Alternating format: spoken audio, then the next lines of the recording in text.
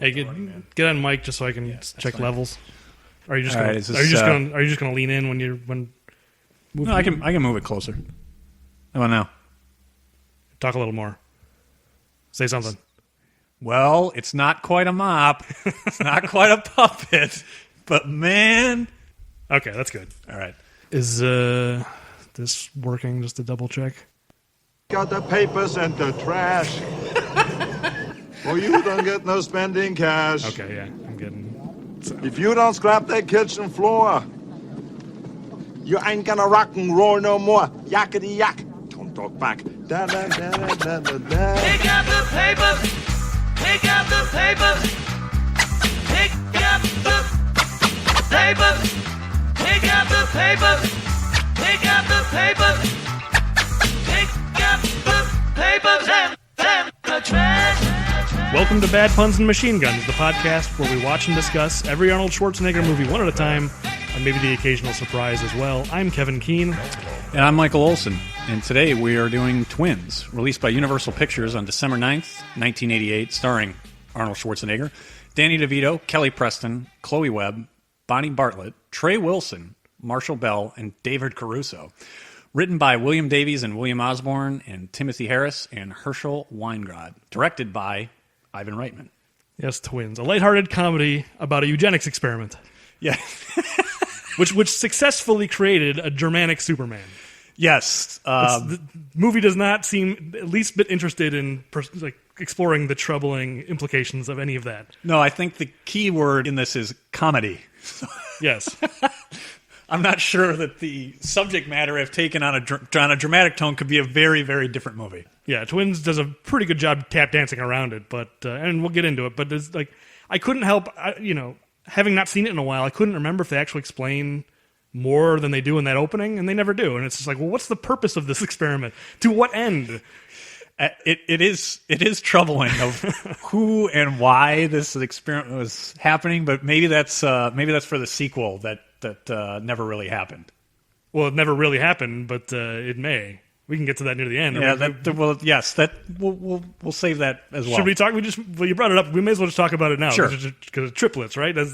You were actually bringing up the rumors that are going on. Yes, there are rumors of that, and actually, when I first saw the title, I actually got really excited for a different reason. I'm like, well, you've got Julius and Vincent Benedict. Can I only hope that they're casting Charles Dance to reprise his Benedict from Last Action Hero? As Benedict Benedict? As Benedict Benedict, but alas, no, that is not what the rumors are. It's taking it a step further, at least what I saw is Eddie Murphy. I mean, why not, right? Yeah, I mean, just based on this opening scene of Twins, I don't know how they're going to explain that away, because we see all the fathers. Right. And, I'm sure they'll come. If they end up making that movie, it sounds like this kind of getting stalled and maybe isn't going to get made. But if Triplets gets made, I cannot wait to see the backflips that movie does to kind of explain where was Eddie Murphy this whole time.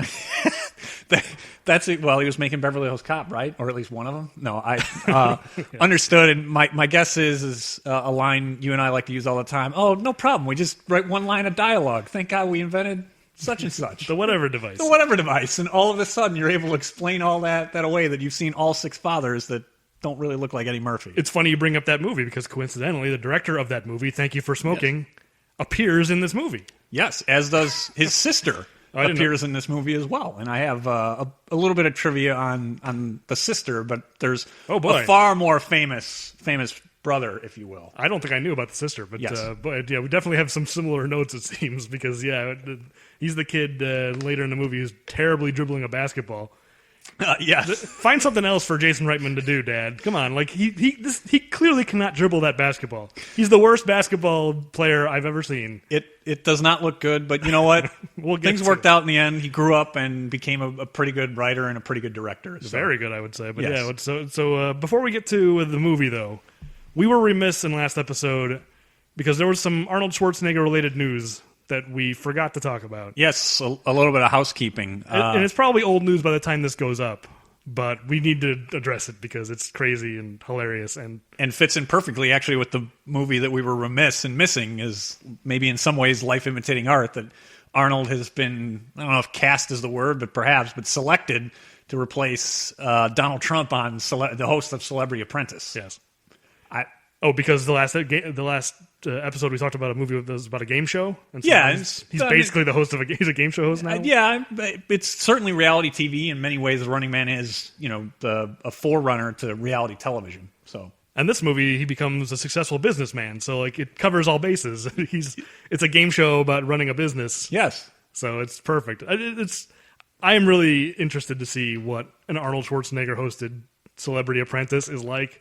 I don't know if we're going to have... I don't know when that actually goes on the air, or who knows if we'll be doing podcasts then, whether we'll have given up on this or maybe we'll be between seasons or whatever when that goes on. We'll see. But, I wonder if we have a certain obligation to at least watch it and see what it's like. At the very least, I feel like I'm going to be watching the first episode just out of morbid curiosity. Curiosity, that's what I said, is even if it's not appropriate for this forum necessarily, maybe it is, maybe it isn't, Yeah. I'll certainly be interested. I mean, because most of that show is just the celebrities running around doing random stuff, and then Right. Arnold will show up at the end and be, who knows what it's going to be like with him hosting. But yeah, I'm very curious about that. Indeed. But anyway, that's that. And before we just get into the movie itself, I got to ask you how you watched this movie, because last episode we talked about, I had mentioned, it's on Netflix. And we recorded that late September. It was like September 20-something we recorded that episode. That is correct. So yeah, how did you watch Twins? So I was going to take your suggestion from the list that you had that the listening audience couldn't see on Excel. And it's on Netflix. Great. I'll go back, put it on the watch list, and I'll get to it in a couple of days. Well, a couple of days was far too long, as the rights apparently were abandoned or whatever by October 1st, because when I went to pull it up, I'm like, I know I added this. Well, maybe I made a mistake. No. So did you check beforehand, like before it came off? Did you look on Netflix and say, there it is, I'll Absolutely. watch it later? I know for a fact I added it to my watch list. And did it give us notice saying... I got absolutely no notice. Exactly. No notice whatsoever. I'm so mad, because here's what happened to me.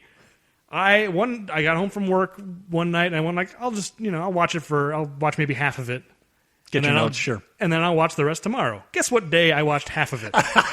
On September 30th. Yes, and then next October 1st, it was down. And literally, I'm going like, I went to my recent. Where is it? I was watching it the day before. No notice that. Hey, make sure you watch this now. Make sure you finish. That is very interesting. That you. I did not know that. I mean, I know it could happen because obviously it gets pulled down. But like, I've always seen Netflix give notices saying this is available until this date, and sometimes Netflix loses the rights. There are negotiations going on that we are not privy to. Sure, you totally. I get it that they have to sometimes take movies off of their streaming service, but they, as far as I knew, they always gave a warning. Nope. Guess what? That half movie you watched, you can never watch the rest. At least not here on Netflix. I wound up. So I did not get halfway through. I had it on my list. I was shaking my fist at the computer when I couldn't figure out why it wasn't on there, and then I went and checked the internet. I'm like, oh, okay. So yeah, but imagine how I feel. Well, odds are I would have paid for it anyway, just in case we wanted to play a clip. But either way, I wound up not having to pay for it because I went to our local library and took it out. So I wondered. It's not like in the old days when I was a kid where you could look at the cart catalog and the checkout date. I really wanted to know the last time somebody took out the movie Twins from our library. Yeah. But that's not something that's available. I have a feeling that it's been quite some time. Maybe not, but I have a feeling it's probably been quite some time since that movie has been taken out. Do you think if you had asked a librarian, they would have told you? Because now I wish you had. They probably would have told me. You know what? If there are any others that we go through that I wind up taking out of the library rather than either streaming or whatever, I think I may ask.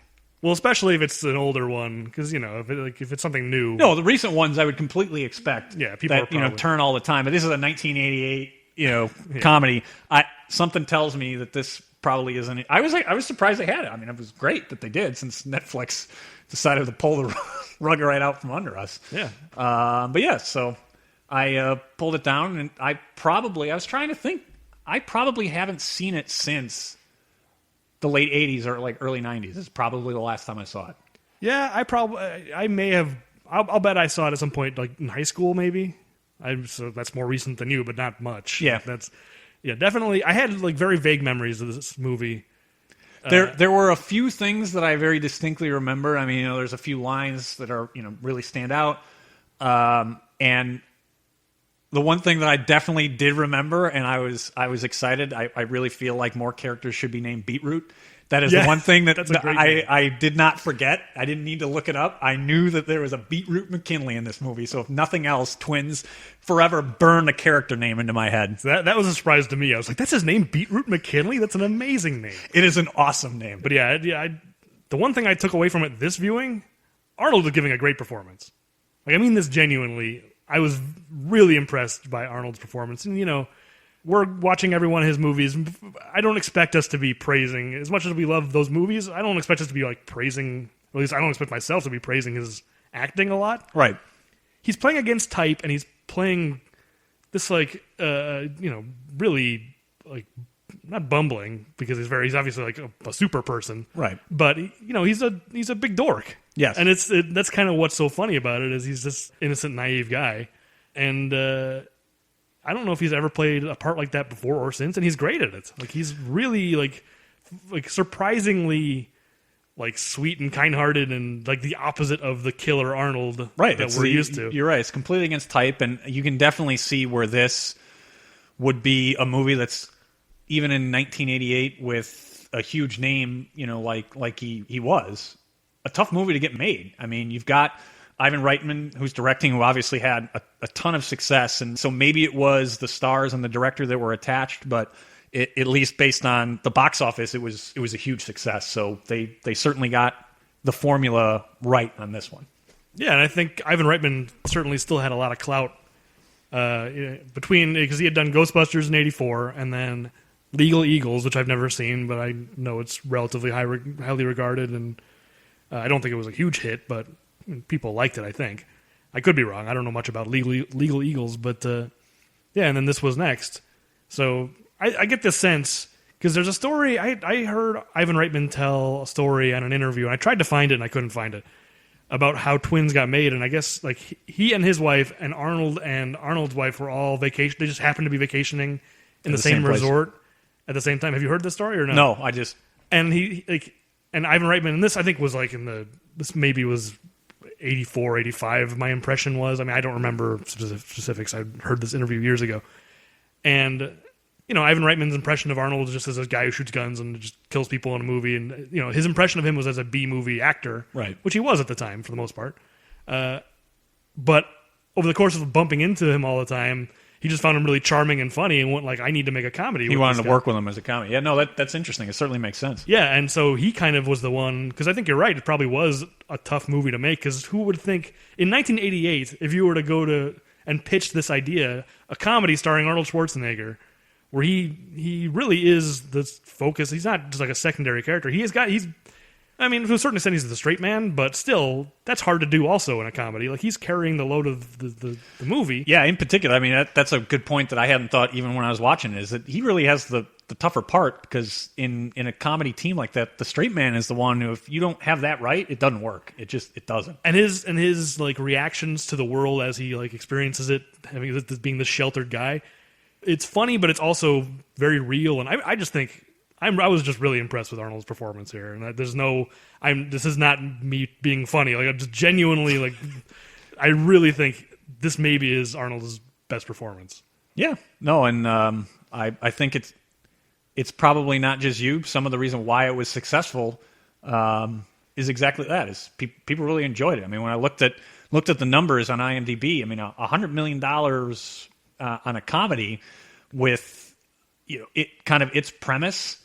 And the fact that it's Arnold Schwarzenegger and Danny DeVito, and in 1988, $100 million, that's very impressive. So, I mean, that's a lot. That's repeat viewings.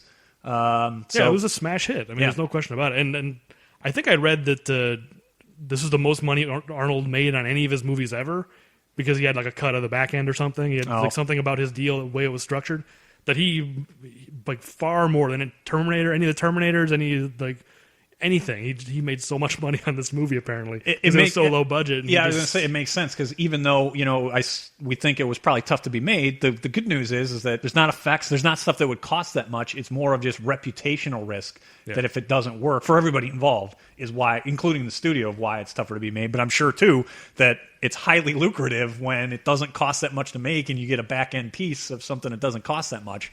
there's a lot of potential upside for you. Yeah. So should we get into the details? So at least the one thing I noticed, and I certainly didn't remember until I watched it because it had been so long, is while Arnold is not walking around carrying a giant log or steel beams, you do have his showing off his muscles on the beach in the opening 3 minutes of the movie. That's true.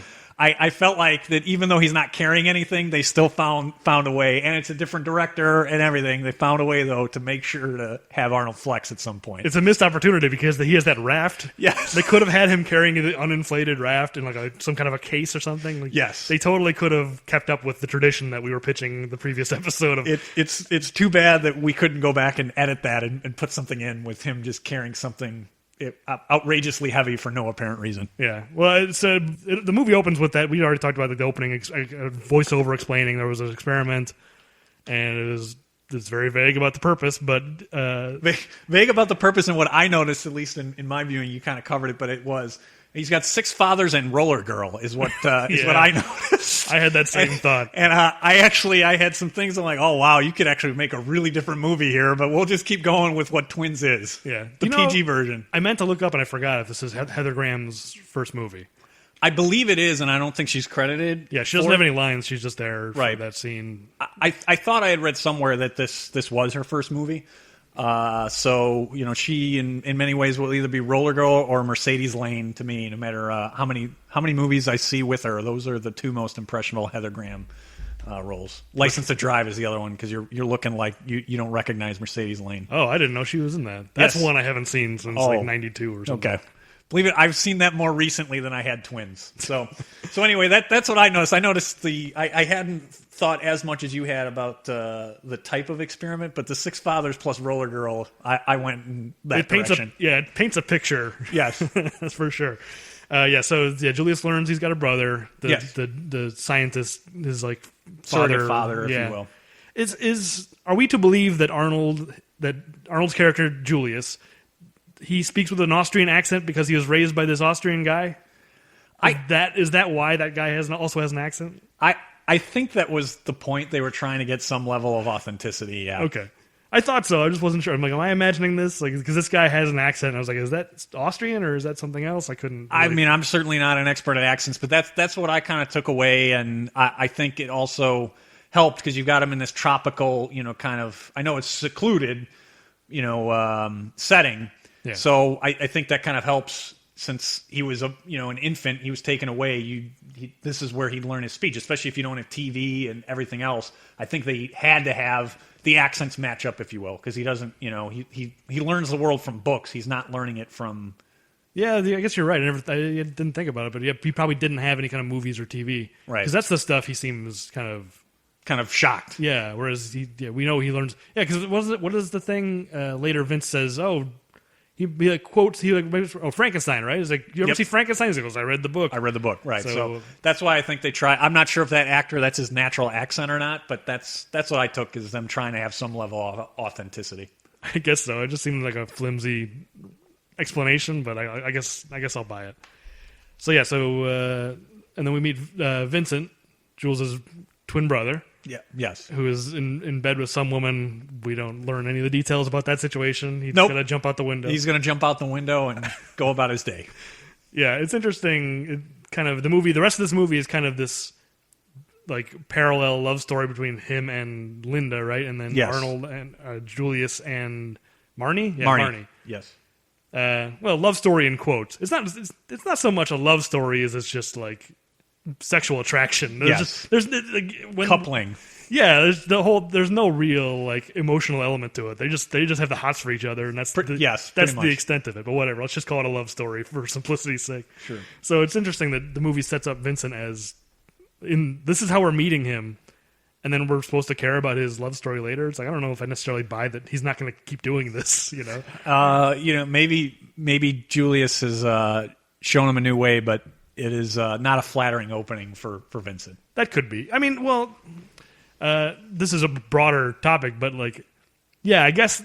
You figure that this is a movie about Julius coming and finding his brother and teaching him to be a better person, but he doesn't really, because at the end of the movie, he still steals a bunch of money and lies to his brother about it, right? Well, Or did I misinterpret that? Or Well- should we just save it? we can save it. I wasn't sure, and that I mean, I'm not sure either. That's the thing. It's because there's a briefcase. We're getting ahead of ourselves. Yeah, I guess I should say the same disclaimer. If you haven't seen the movie, you probably should see it. see the movie because we're just jumping to the end right now. But yeah, there's a briefcase full of $5 million, right? Yes. And then they're talking at the end of the movie, and Yes. it's like, it's a good thing he told you to return the briefcase. And he's just like, oh yeah, the $4 million, and he gives like a look.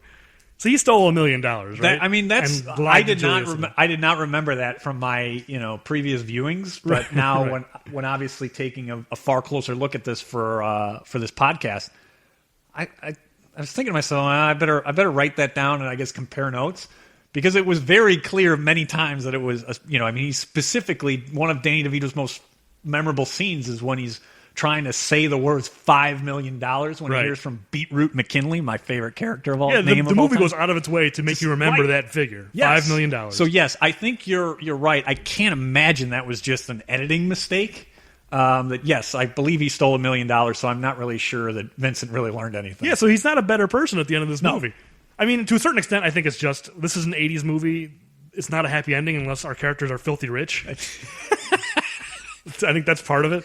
But yeah, so why should I care about any of it? He's I'm a better person. It's like clearly that's not true. You just became a more successful criminal.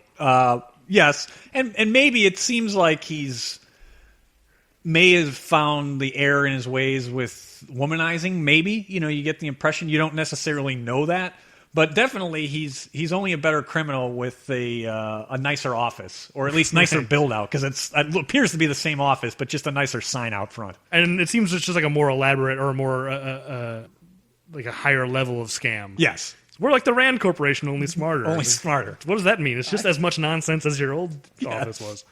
Okay, but let's back up. Let's go back to the beginning. So yeah, Julius flies to the United States to find his brother, which I don't know how he got a passport, but whatever. I assume the government set him up. No, I guess technically he'd be an American citizen because he's born in Los Alamos, right? Yes. So Okay. assuming that with this cover up that he had a real birth certificate, I'm not sure how that would work. They do have the same last name. Yeah, so maybe there was a birth certificate, and they were, just the mother and the brothers were lied to about the end result. So the passports may be covered. What I didn't understand is where I didn't see that shiny briefcase anywhere on that raft. I'm not sure where he picked that up in the interim, but Oh, really? I didn't. maybe I missed it. But I'm like, I just said, where did he get that case? I don't understand. And it seemed to me just like a very 80s case too, meaning. It seems like the type of case where there'd be a bunch of money, in a ransom exchange, and that apparently is his luggage. It's very confusing. You know what it looked like to me, and I need to stop bringing up early '90s wrestling references because we're going to attract like a wrestling crowd that like neither of us cares about wrestling anymore. Just make that clear. But we did it one time. We did it one time, but to me it looked like the wrestler IRS's briefcase. Erwin R. Shyster. You're right. I forgot about he would that. hit people over the head with his steel briefcase. Yes. I'll bet it's a real briefcase. I'll bet it's just like this is like a high end briefcase. Probably. I just want to know where he got it from between the island and Yeah, he probably bought it at the airport and like maybe Hawaii or maybe something. at the duty free shop. At the duty free shop. Yeah, the movie does actually like. It's funny how that briefcase is like it's just omnipresent. Yeah, I mean But- it's like in the whole movie. But I guess he just carries his clothes in it. You almost feel like there's going to be something in there that like is a big reveal at the end of the movie. But no, it's just it's just a briefcase. that It's he just a carries. shiny case. I guess it's just to make him look like a rube or something. He's Apparently, walking around. the clothes I think do enough. You don't need to have that, but Yeah, the shorts. the shorts do it. So he's in California and wandering around. I did notice that you have the montage of different places that he's at, learning about the world. They did work in Stallone yet again. I'm not as sure about what I really don't know. There must have been some mutual respect or something, because Stallone makes his way into a lot of these Schwarzenegger movies as we're going through them, and places I certainly didn't remember that. Oh, really? At all. No. That was one of the things I also remember. Because Okay. this might be the origin of that. Because it kind of went back and forth. Because there's a thing in Demolition Man about the Schwarzenegger library. That is true. There are a few Schwarzenegger references in Stallone movies. But I was thinking, like, is there one prior to this? And I don't think there was. This may have been. And I don't know how friendly a rivalry it was at the time. I think it grew. I mean, obviously they've made movies together since, Right. recently, but I don't know. I feel like at the time this was because Arnold, he sees a poster of Rambo, Rambo First Blood Part 2. I think so, yes. It's hard to describe because the Rambo movies, the numbering is so crazy. Right. The second Rambo movie, and then he feels his own muscle, Yes. and he goes like, "Feh." He just like waves his hand at Rambo as if to say like that's Nothing. not a real muscle. Right. So it feels more like a shot than like a Yeah, it friendly. could be. And maybe I'm nod. thinking because I'm thinking of the later ones, particularly which we've already done the movie with Last Action Hero when he gives he was fantastic in this. Yeah. So that you may be right. Maybe it did start out that it was some jousting, but Yeah. eventually turned into kind of a friendly nod. Yeah, if this you will. one feels a little mean spirited because he's just like my muscle's bigger, but yeah, maybe it was friendly. It's hard to say. Yeah, this scene where he's wandering around, I kind of enjoy it. The funny thing to me is he's walking around and every shot he's eating a different thing, or just Yes. every single time you cut away and cut back, he's got a hot dog and he's got a piece of pizza and Nothing healthy, that's for sure. yeah. Well, I was thinking like, and then later he's eating like Vincent's making all that nuked food. Yes. And like, yeah, that should have been a subplot in this movie of just it's like when Homer got that monkey or whatever. Yeah. You know, pray for Mojo. Mojo, the helper monkey. Yeah, Julius should have like it should Packed have on just an enormous amount of weight. We're just like, oh, this is American food. Oh, I can't take it. But this scene where he's wandering around, this is going to be the point where I bring up the music in this movie. Okay. This music is crazy. I mean, this whole score is bad, and I took a shot at the Ghostbusters 2 score last episode. Yes. Guess what? One of the guys who wrote this score wrote the Ghostbusters 2 score. So, and he did Kindergarten Cop also. So I have one last chance to slam this guy. One more haymaker you can throw. The music in this. Let's play this clip because it's like this music is so bizarre. So Arnold's getting off the bus. How did he even know which bus to get on? He just got on a bus that said Hollywood. I did not notice that. Thank you. And that He just got on a random bus. But listen to this music. It's just like weird, like it's not quite scatting. It's bizarre and just the music in this movie. it is not good. I forgot about the ice cream. Yes, Yeah, he's got ice cream. Now he's eating a hot dog. It's interesting too. Although he does. That's right. He does give the hot dog away. I forgot. Yeah. But for someone who would go on later to do promotional things about kids' obesity and working out, it's interesting that this montage has got him just eating the worst food you possibly could. Yeah, that was later. That was. It's true. It was a later. few years after this, the Yes. fitness stuff. So while he's doing that, yeah, Vince is off stealing a car. Yes, and the introduction of I just have poor David Caruso. Why? I mean, not at this point. This was obviously early for him. He's always the example that I use, and maybe you could have Shelley Long in this category too. Of I've made it really big. I've been successful. I'm bigger than what has made me successful. I'm going to go on to bigger and better things. And right. Oh no, you won't. The TV actor who just cannot make it. So that's the only reason I say poor David Caruso is that he eventually would go on to ruin his career. I think he's had a little bit of a renaissance. Yeah, because obviously recently he got famous again for CSI Miami. But what was the show he was on around this time? Well, it would have been after this, but it was NYPD Blue.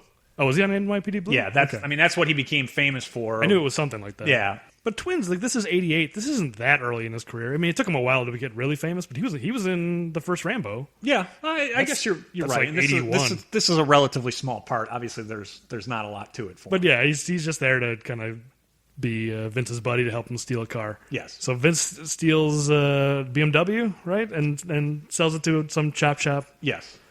So here's my question, because we learn he owes $20,000 to the Klein brothers, who are after him. They're not really. These guys don't seem that threatening to me. I mean, I guess it's just because this is a comedy and they don't want it to be too serious. But Too like, menacing, right? these guys are clowns. Like, why is he that scared of them? But he owes $20,000. He steals his BMW, sells it for $4,000. And I know David Caruso said you can't do this anymore, but he got $4,000 for that car. And then the next time we see him, he's trying to sell his socks. Like, go steal 4 more cars. Problem solved. Yeah, it. There were a couple of, I think, maybe examples of that it's just like, well, wait a minute, this doesn't make a lot of sense. The whole like him owing money stuff, it's unnecessary. I mean, I guess it's just to ramp up the The stakes are. Yeah, exactly. Yeah, it's not a. a strict comedy, so you have to have kind of that presence, I guess. And you're right, they're not all that menacing, but I do think it was probably dialed down because this was not going to be, a normal Schwarzenegger movie, right? Yeah, whereas Webster though is like he's like a hitman or whatever. Yeah, it's not clear what his actual what his usual business yeah, is. we'll get to that. He's actually the most confusing thing in this whole movie. I mean, the logic of how Vincent's going to get the money doesn't make any sense because it seems like there's a really much easier path than the one he's taking. But Webster even makes less sense to me. But we can certainly get to that. Yeah, selling their socks, I feel like, is the last. He's got so many more options before he needs to sell his socks. I agree. So meanwhile, Julius, he's trying to track down Vincent, and he goes to the orphanage. Yeah, the only thing I want to highlight before that is when I think I know what it'll be, but go ahead. Maybe not. There's something at the orphanage as well that I need to highlight that you may or may not. But just before that, in kind of the last moment of his innocence or whatever, and kind of that him wandering the streets aimlessly, is the two guys that are trying to rip off said briefcase because they probably think it's full of money too, because that's what I would think seeing that briefcase. Yeah. What I love is how he diagnoses a concussion by touching a guy, and what I'm thinking is, I'm like, why isn't Julius in the NFL as a doctor? I mean, here we are in 2015, and they still are unable to really determine a lot about concussions. Right? He should be on. They need Julius to be teaching every NFL doctor, every team doctor to be on the sideline to just, I guess, touch by your Adam's apple, and you're able to diagnose a concussion on the spot. That was one of the things I could not let go. Yeah, or he was just maybe he thinks he knows more about medicine than he actually does. That could be he's just making it up. Well, he's obviously like a very he's not he doesn't lie, he says, but like maybe he like the books that he read. Because you're right that we don't know a lot about concussions and just the brain in general, but maybe he was reading like 30-year-old. Like medical textbooks where it's just like, feel their neck, and if it feels like this, it's a concussion. Yeah, that is a pretty funny scene that I forgot about because these two guys, I guess they're purse snatchers usually because one guy distracts you while the other guy drives by on his motorcycle and grabs whatever you're holding. Yes. So you got to be holding something pretty significant. Like I wonder how often they come across people who. Oh, let's steal that briefcase, or let's steal. Yeah, they clearly were duped, and maybe that was maybe that briefcase for his luggage was actually just set up for that scene to show that he doesn't like violence, and that how strong he is. The guy coming by on a motorcycle. He doesn't even know the guy's coming, but he's so strong. He doesn't yes, just his normal grip on his luggage is so strong that. Yeah, it is funny how he ends up apologizing to them. Yeah. He's just like, I'm sorry, I have to go. Yes. That's a good scene to set up just his naivete. So the orphanage. Yes, so there's actually some things on the serious side, but the one thing I want to get out is that I wondered if the nun who was walking Julius through wanted a marble rye is really what I wanted to know. Something tells me you were thinking the same thing. That was the thing I thought you were going to bring up. Yes. Yeah, it's unmistakable. If you're a Seinfeld fan, yes, you will know instantly. Despite the fact that actually, in the this is probably, I don't know, this is 88, and that episode, the Marble Rye episode, was probably somewhere 6-7 years later. Yeah, it's probably 94 or something. Yeah, and she's, pretty covered up in the scene as a nun, but it was unmistakable. Yeah, she looks exactly the same. Yes, exactly the same. It's not a question. It's like immediately, it's like, oh my God, there she is. It's the Marble Rye lady. Yeah. Yeah, it's funny to see her. I looked her up and then I forgot. I looked up a million things and then I'd forgotten 90% of it. But I remember seeing that like she started acting really late, and like this was like one of her first movies. Like she's one of these people who just, I'm gonna start acting at like age 57 or who knows what. But yeah, and for some of those people though, that's great because casting of that type of role is something that maybe somebody who was a more famous person that had acted a lot in their life wouldn't want to be the old lady, in certain things, but somebody who's later in life, that's a great opportunity for them. I'm going to start my career as the old lady. Exactly. Like, you don't have to worry about aging out of roles or whatever. So the one thing that I noted that this kind of starts is a little bit of the, and it doesn't get too heavy and too deep into this, but it gets a little bit, and it is something that I wanted to cover, but it starts to introduce the nature versus nurture kind of aspect. Which I find interesting. Again, that's not on the comedy side, but this is where it really starts to kind of have a little bit of a split, despite the fact that they are through the experiment, twin brothers, that they've had significantly different upbringings and the apparent impact that that's had. Well, it feels like the movie wants to have that conversation, but it's the scenario that it's set up is a bad way to it's a bad experiment. If you wanted to look at nature versus nurture, it's interesting because one of the writing teams, because there were two writing teams that wrote this, and one of those teams wrote Trading Places, which is also very much about nature versus nurture. Yep. But that movie actually is about that, whereas this, Julius has both all of the nature and all of the nurture. You know what I mean? Like, Yep. he had the advantages in both. It's not like one of them got one but not the other and vice versa. It's like, well, Julius is, a nicer, stronger, like physically and like mentally, he's smarter, he knows 12 languages, whatever. But the movie doesn't give an answer of whether that's nature or nurture because he had both advantages for both. Yeah, and maybe it was, I didn't realize and didn't do the research, but thank you for doing so, the different writing teams, and maybe it was going in one direction. Well, the other writing team wrote "Stop or My Mom Will Shoot," so there's different caliber between those two writing teams. Oh man, that's not good. Anyway, video, continue. I'm sorry to interrupt for that. Sorry, Sylvester Stallone. Please don't come find us. But that's not good. That is not he good. knows that. So he knows what he did. He knows what he did. I think as we get further and Vincent, kind of starts, I guess, the journey and is maybe a better place to get to it. But this is kind of where it's introduced. But you get his background, which is, I think, really what is the most important thing in this entire scene. And it also just moves forward that Julius is, I'm not sure how he got there and what he's doing for money to be able to travel to these places and whatever. But he's continuing on the path to try and find his brother. Yeah, it seems like Julius has some kind of a stash that his scientist stepfather gave him or whatever. But yeah, because he's just buying things and handing out money. He doesn't, which come to think of it, never didn't occur to me until just now. How much money does he have? Because maybe he could just pay off Vincent's debt right there. It didn't occur to me either. That's very interesting. Maybe he has he doesn't $1 million.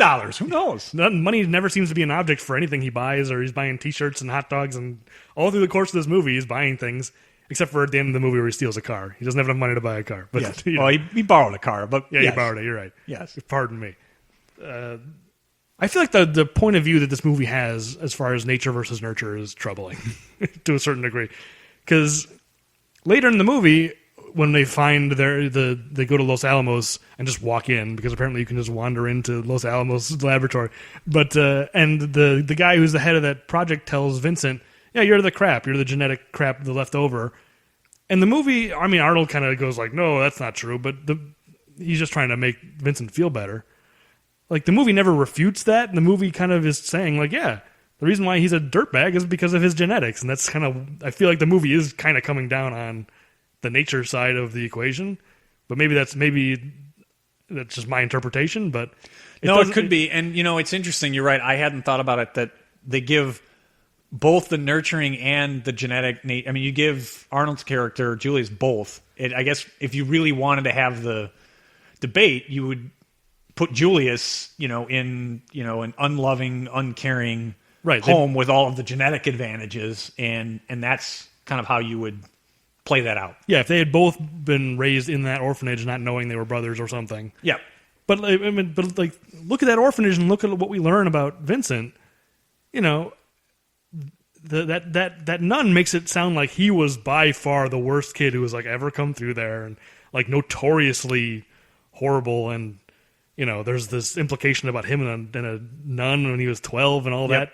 Biology teacher, no less. Yeah, Julius loved biology, so did Vincent. That's a pretty good line, even though it's he was 12. This is it's pretty. That's messed up. It is. When you get kind of past the surface, it's kind of funny. It's like, oh, wait a minute, no, actually.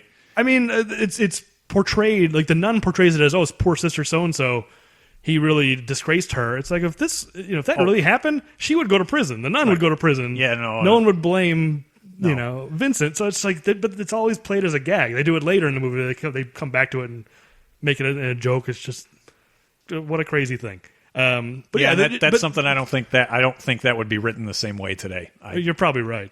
But regardless of that, the movie is definitely saying Vincent was bad from jump, and that's what I'm saying. It seems like the movie is saying, he had his genetics made him into a bad person. Even at the end when he's not, despite everything that Julius tried to like impart on him and teach him, like we talked about, he still stole $1 million. He didn't learn anything. He didn't change at all. I feel like this movie is actually saying your genetics are 100% what determine what kind of a person you are, which is kind of troubling. It's kind of a weird thing a weird point of view for a lighthearted comedy to be taking. Yeah, I think you're right, and I'm not sure that I would agree with that either. My personal life, we've experienced, with our kids something different. And there are certainly things that I've noticed that nature definitely seems to be prevalent. But some of the things I've noticed in are like facial expressions and things like that. That our son makes the same facial expressions as his birth mother, and he hasn't, spent as much time. Obviously, not nearly as much time. Those are things that's like, wow, they look. But not just look in the face, but I'm talking the actual expressions. There's no way you could have learned that. But in terms of other things that, of his, who he is, that's so much harder to determine. So I do definitely believe that there are some things that are genetically mapped on you. Absolutely. But I would not agree that just if you're dealt a certain thing genetically that you can't be something different. I don't buy that either. I thought for a second you were saying you were disagreeing with my interpretation. No. You're saying you're disagreeing with the movie. I don't think it's all one either. I guess what I'm saying is I have noticed that there are some things that were like, wow, there's no way that could have been learned because you haven't seen it, but maybe you scrunch your nose or whatever. You do it the same way as, your birth parents. That to me, and it was things that I'd never think of, and I can't even explain the facial expression. But like if you see a side by side, wow, it's the same face essentially. And I'm sure that there are things that my mom, I do the same things that my mom does. Right. So having kind of a little bit of experience, certainly not the same thing. I don't buy that at all. And it is surprising. I guess maybe it's better that it's in a lighthearted comedy than it is if it was actually trying to be a serious movie and had that message. I think it might even be worse. Well, yeah, I don't think this movie is trying to deliberately make that point, but that's the way it comes off. Yeah, me. No, and maybe you're right, is that it's an unintended consequence. Yeah. They wanted DeVito's character, because, they cast Danny DeVito, because, right? He looks like that guy. So they wanted that. You're probably right. Hopefully it's not some message that they're trying to be subliminal about the nature versus nurture, and maybe it just wound up being that way because they wanted Vincent, because it's Danny DeVito, to be that bad of a guy. Yeah, it's just one of those things, and it's funny that this is coming up. This is kind of a heavy discussion for this very lighthearted comedy. But yeah, this issue kind of hits both of us in different ways because you have an adopted son, and I was adopted myself. Yep. And so it's something that we are coming from. You and I come from different points of view on this, but it affects both of us directly. Yeah. So I don't like I was saying, I don't think the movie is trying to make a point, but I think the point of view of the writers, like I think they're probably coming from a point of view and coming from a bias that they don't realize they have, and next thing you know, they accidentally wrote a movie. And it's just, especially when you think about, this is a movie, I was joking earlier about the fact that it's a comedy about eugenics, but if you're going to make a movie about eugenics, you better be damn careful about what you're saying about it. Yeah, no, and I think it's a good point that, we both kind of have different perspectives, and it's the reason why I said that I'm glad that it isn't, only comedy, because what I do feel like, you're right that I think that it was written from a bias that, I don't know anything about the writers. Maybe they were adopted, maybe they were adopted parents. Yeah, don't know. Who knows? That was unfair of me to insinuate that. The guess is, probably not. And so what I did feel that I was glad to see, because again, this is the first time in a long time, but definitely the first time since I became an adoptive parent. What I did, like to see is that there was some portrayal of the difficulty of kind of and again, this is a little bit heavy, but whatever. I think that this is sort of drama, sort of comedy, but of the loss. And, Vincent in particular has it more than Julius. Oh, I agree 100%. And I can tell you, I very much relate to. He talks about how he has a file of, like, where he could find, what was it? Because we're jumping ahead again, but he steals the file from the orphanage. And what does it have? It has her address. Yes, but does it say that she's dead, or he has her address but refuses to go?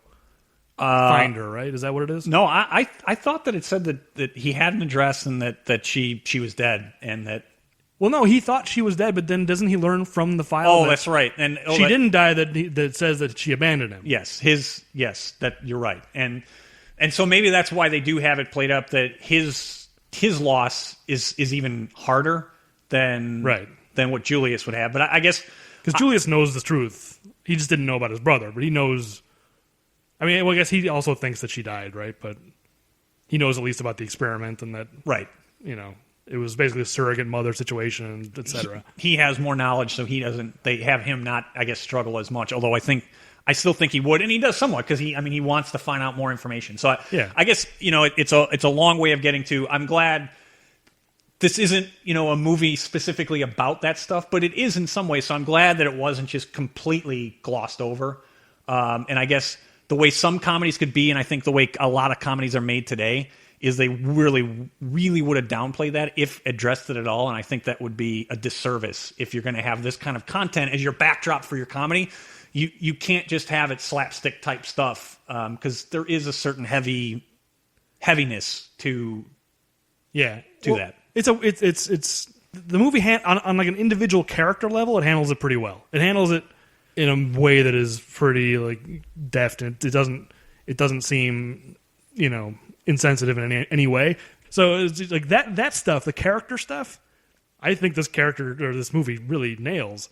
But when you look at like the big picture, what we were talking about, what it's saying about nature versus nurture and genetics and all that, that's the part that is unsettling. I think if this hadn't been a movie about a eugenics experiment, none of this would be an issue. If they'd just been twins that are just crazily different, right? They just happen to be crazily different, I don't think any of it would have been a problem.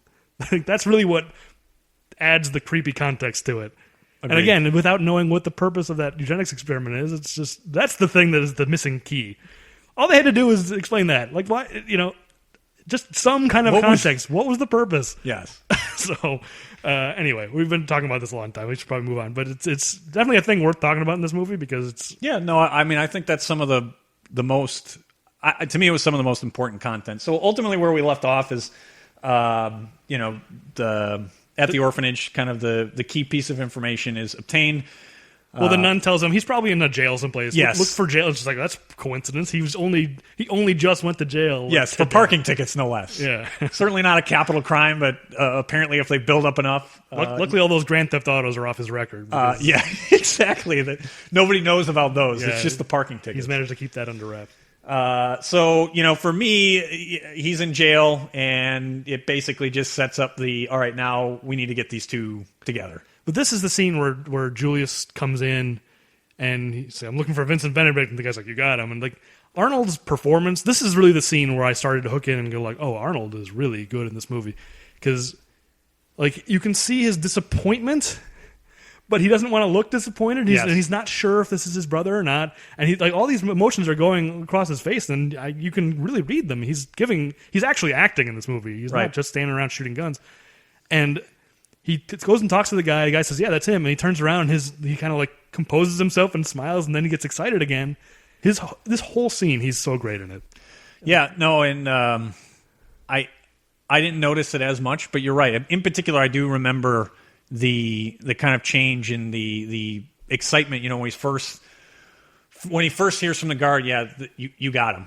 It is definitely a time where he's actually acting, and you can see him go through the stages of the like reactions. He's great. And then the part I really love is when Julius tells Vincent, like, we're twin brothers, and just like, oh, I could. And he's Vincent's being very sarcastic. Right. And DeVito's good in the scene too, but he's just joking. He's giving a wise ass performance.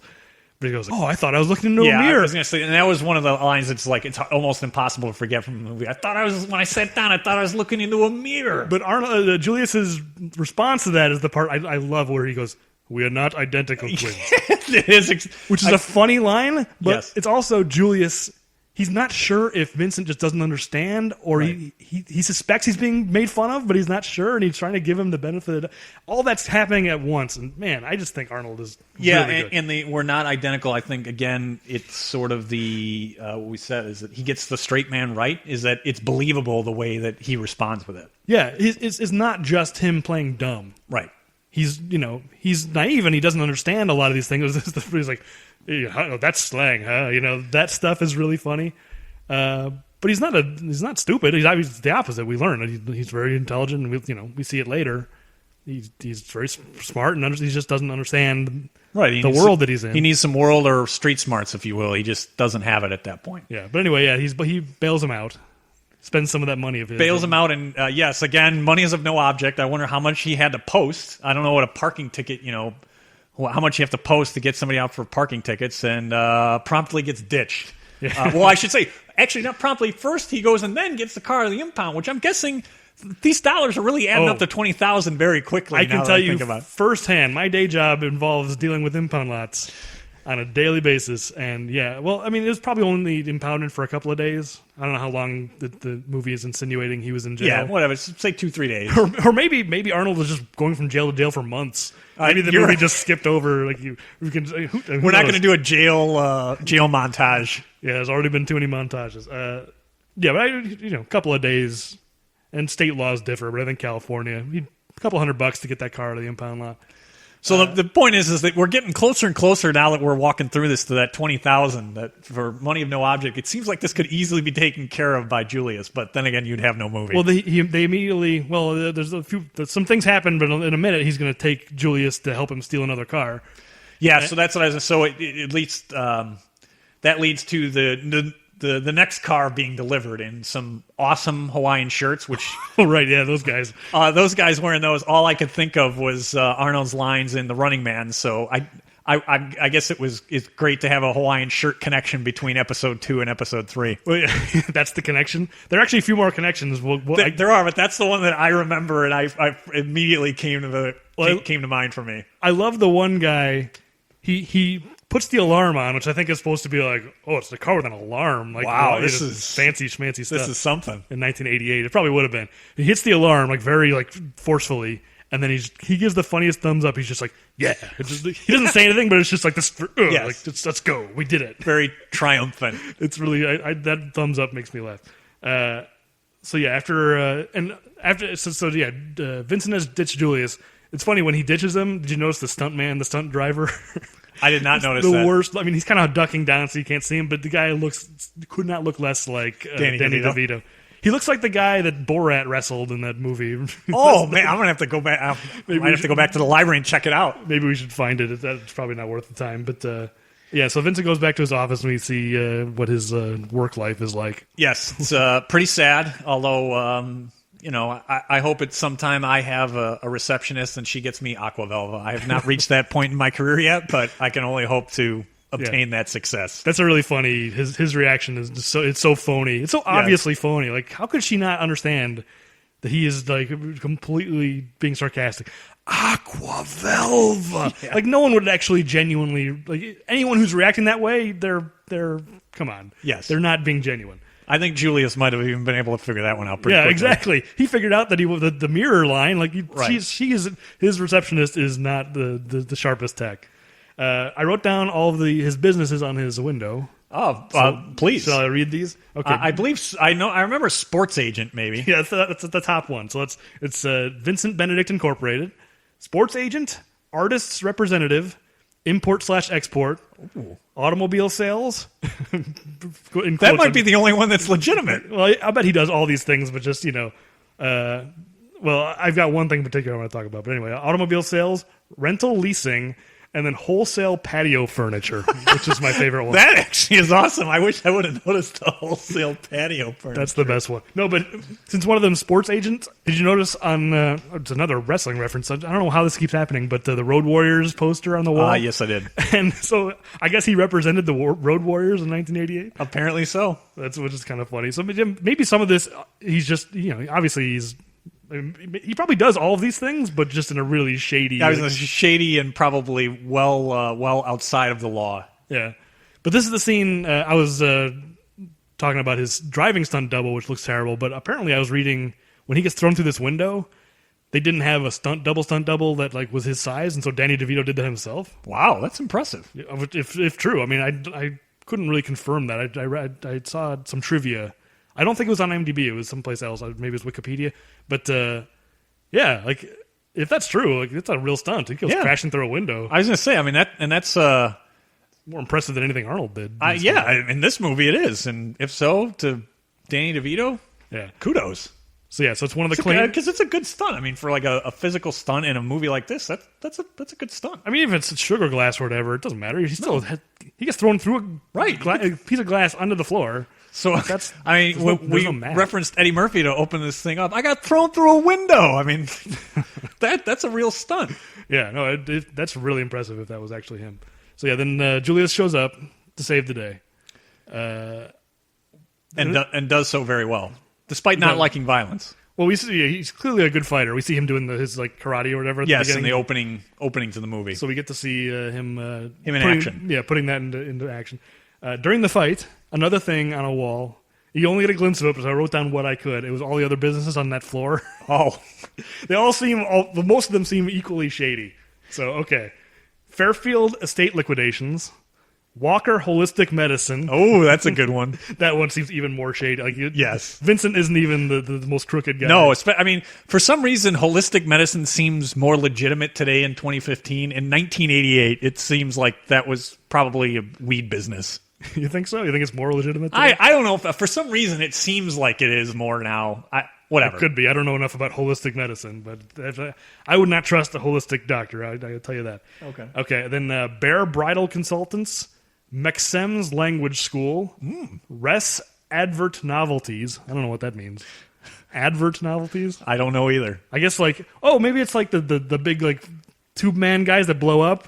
It's like advertising novelties. Oh, yeah, it could be. Like the big wacky inflatable man. The big gorillas they put on top of the... Yes. Yeah, maybe it's that. I've actually rented those many times, believe it or not. Oh, really? Yes, I have. I have one of the inflatable... Jen, my wife, got me one of the inflatable guys for my birthday. It's actually... it ties in. It was in an episode of It's Always Sunny in Philadelphia, which Danny DeVito is a star in. And yeah, you should talk about that because you've been trying to get me to watch It's Always Sunny for a long time, and I for whatever reason I've been resistant. But I know Danny DeVito. Obviously he's on that show. Yeah, he's been on it, and some of my favorite stuff with Danny DeVito. And actually, so I'll just get to it now. But so Jason Reitman's sister, who I can't remember her name, is in this movie. She is in It's Always Sunny in Philadelphia in a recurring, semi-recurring role, maybe once a season. Maureen Ponderosa is her character name. And so I happen to notice, I'm like, oh, that's Maureen Ponderosa. Obviously, it's many, many years later. And I'm sure that the connection is somewhere probably from Reitman, and maybe they worked on other stuff. But I'm guessing that's how she eventually made her way into It's Always Sunny in Philadelphia. Yeah, it could be. Yeah. Is she an actress? She's a full-time actress? She's not really? in that, that often, so it may just be, something she does for fun. I didn't notice a lot in her filmography. Could be. Maybe Uncle DeVito is just like, hey, come be on my show. Exactly. Anyway, the last two things, the other businesses, Lanteri Amusement Devices and McDowell Hair Weaving. So yeah, that's a rogues gallery that they've got on that floor. It's probably very cheap office space, is my guess. Yeah, I would think so. But it's quite the you're right. The rogues gallery is a good way to put it. It's very eclectic, that floor. Yes, this fight. This is where we learn the first rule of the crisis situation. Yes, which I would not guess that this is what the first rule is, but well, I mean, it's the thing that's trying to prevent it from becoming a crisis. I guess suppose. That's true. Yes, the first rule is you negotiate first and you attack last. Yes. And by the way, since there aren't enough things to count for me in this, this is one of the things I'm filling that gap. I don't have a lot of body count here, so.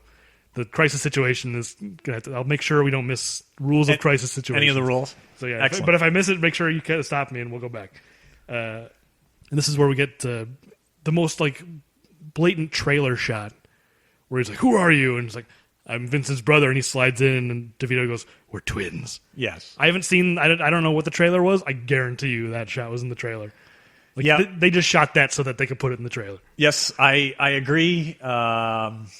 I did not watch the trailer either, but I can't imagine that was written and performed for anything other than that. Yeah. Oh, it's not even a question. I don't need to see the trailer to know that isn't the trailer of Arnold saying, "I'm Vince's brother," and him going, "We're twins." Yes.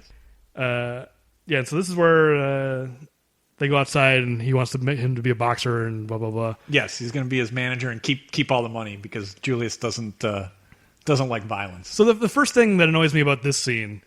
This is kind of what I was talking about, where sometimes it's a little too it's trying to be very dramatic and emotional, but some scenes, like, it feels like it's really hitting these like quote unquote emotional notes a little too hard. Because it's supposed to be this heartwarming thing of just like, oh, Vincent's not driving away this time. He's letting him get in the car. Right. But he's this big tough guy who's going to protect him. Like, it's not. He's still looking out for his own self-interest just because he's being like, oh, what a nice. He's being nice to his brother. No, he just wants Arnold there. He wants Julius to protect him. Yeah, because there's other guys in the collection business that are looking for him, and they might be outside. So yeah. Maybe they didn't just send one guy. Oh, this is also the scene where Julius guesses the amount that Vince owes because they have whatever their psychic link or whatever, which I totally forgot this movie has. Forget the like nature versus nurture thing. This movie is taking it for granted that these two like have a psychic power, right? That they have a connection and can a sense, if you will. Well, yeah, because like earlier in the movie, because what is it? The first time it happens when Julius is at the orphanage, he's like, "Oh, this must be his bed. This is the bed I would have used." Because it was near the fire alarm, and I could save all the other children. Well, but then when they go to the impound lot, Julius knows, oh, this is your car, right? Yep. And in my mind, I'm thinking, oh, it's because it was the car Julius would have driven. And then they get to this scene, it's like 20,000. You owe 20,000. I'm going like, because that's the amount Julius would have owed. Yeah.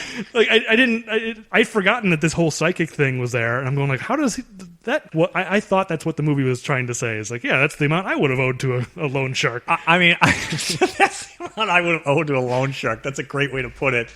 I think that's what they intended, and that really stretches that. I mean, it is, I think, plausible to be able to think, oh yeah, somebody who's an identical, well, not identical, but a twin can sense, right, to be similar enough to someone to know how they think. Or whatever. Yeah, but to come up with how much that they're going to own a loan shark, that's beyond stretching of the plausibility of that. Well, but that's the thing. Later in the movie just comes out and says that they have a like.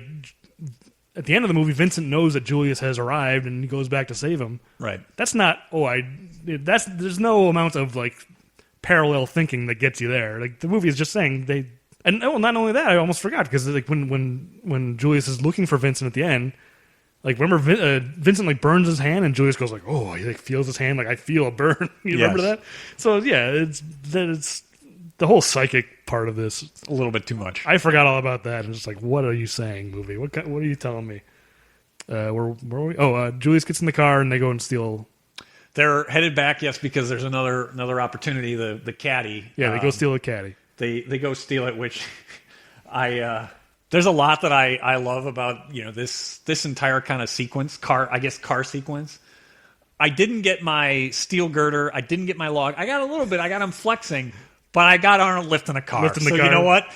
It's basically the same thing. I mean that I actually forgotten about it. I'm a little disappointed in myself. I won't forget it now. Now that we're doing this podcast, I will never forget it. I got Arnold lifting a car. That's just as good as him. But now there is a plot. There's a reason why he's lifting it, because in the other examples we've given, it doesn't make any sense. There's no reason for him to be carrying some of these things other than to show how strong he is. There is a plot reason for this. It doesn't matter. It's awesome. It's got him lifting up a Cadillac. But it's not on his shoulder, though. It is not on his shoulder, because that would be probably too much. It would be a little. I had forgotten about it in the 20-some years that I had seen it. That was one of the first things that I'm like, I absolutely have to mention it. Arnold lifts a car. This is a scene. It's something I realized I've neglected to talk about. And one of my favorite things in Arnold Schwarzenegger movies is, I guess you would just call it Arnold face. Like whenever he's like in extreme pain or extreme exertion, he does it in this scene where he's lifting the car, and it's just that like that kind of a face he makes. I'm gonna start tracking the Arnold faces. The Arnold face, because. Yeah, we missed it in Last Action Hero when he's not in the ambulance and he's in pain. Like anytime he makes that face, I assume most people know what I'm talking about. Just that grimace, that Arnold grimace, where his teeth are bared and he's just making crazy grunting noises. Yes, and this is a perfect example. It's like a tight close up of his face as he's lifting this car, making that face, and it's always funny to me. I will never not laugh at that face. Yeah, so I mean, I love it. What didn't make sense to me as I was watching, I'm like, I don't know why he knows that. I understand he's read a lot of books and he has a lot of knowledge, but why would Julius ever have that knowledge about the mercury level in a car? I didn't understand it, but again, I'm sure it was just they wanted to have Arnold lift a car, to help fix the alarm. So I understand that. Yeah, I wondered about that too. My guess was, since he was reading the manual for Vincent's car, he saw something about that maybe Vincent had an alarm and it Yeah, said, it could be. I did miss that. I thank you for reminding me. The I don't know why the delivery of "Do you have a manual, please?" For some reason, it's one of my favorite lines that he's got in the whole movie. I don't know why. It's not an Arnold line that I've used a lot over the years. Now that, again, I'd forgotten a lot of stuff in this, I'm going to find a way to work in "Do you have a manual, please?" add that to your repertoire for sure. Yes, that one's being added. So they go to the grocery store, the supermarket. With the still learning how to drive and not using the gas and the brake at the same time. Comedy driving by Arnold. The comedy driving. What I will say, and I do want to highlight it, I won't spend too much time on it, but you've mentioned faces. His face just after the car on two wheels, it is fantastic. How could I forget about that? It is absolutely fantastic. It is really good. I didn't know if you had it, in your notes to have the exact, minute and seconds, but do you want to find it? You don't have to find it, but for the people listening, I mean, you'll know it. The face is absolutely priceless when the car lands. It is a really funny face. It's like a mixture of like sheer exhilaration and like terror. Yeah, and it makes me think. I mean, I don't know where they went from a stunt driver, to Arnold, but it makes me wonder, like, if it's legitimate, if that's not acting, that's just him really reacting to what's going on. Well, I mean, I'm sure it was some kind of a rig. They like, I'm sure Arnold didn't actually put that car up on two wheels, but there's a close up of him, and that's the shot you're talking about, where he's really has that hilarious reaction. So that must be what it is. That it was some sort of rig, and just I think that's his natural reaction. That is not acting to him, like landing this car off of the rig. That's Arnold Schwarzenegger actually having fun doing like doing like a real physical stunt with a car. And I like how they park the cars. And Julius is like, "Did you see that? I could teach you to do that." He's just immediately like the perfect. But just by reading the manual, he can do these amazing stunt tricks with a car and put it up in two. Because I think the movie is implying that he did that on purpose. That's what I took in terms of that. Right. So that's how amazing Julius is, like mentally and genetically. He just reads the manual, and now he had a little bit of a learning curve, not knowing forward from backwards. Yeah, but then after 10 that, minutes, he can do. I mean, he's basically a NASCAR stunt driver. Yeah, he's both. He can do both. He can drive at high speeds if he needed to, or he can put a car up on two wheels and land it and park it perfectly. Yeah. So they go to the supermarket for reasons that I cannot figure out. They just meet the girls there. This is pre-cell phone. I mean, I don't.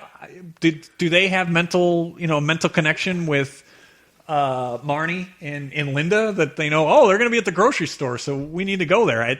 It's not explained, but I guess it doesn't matter. Maybe it was a coincidence, but it seems like they're expecting to. No, it seems like that Vincent was going there intentionally.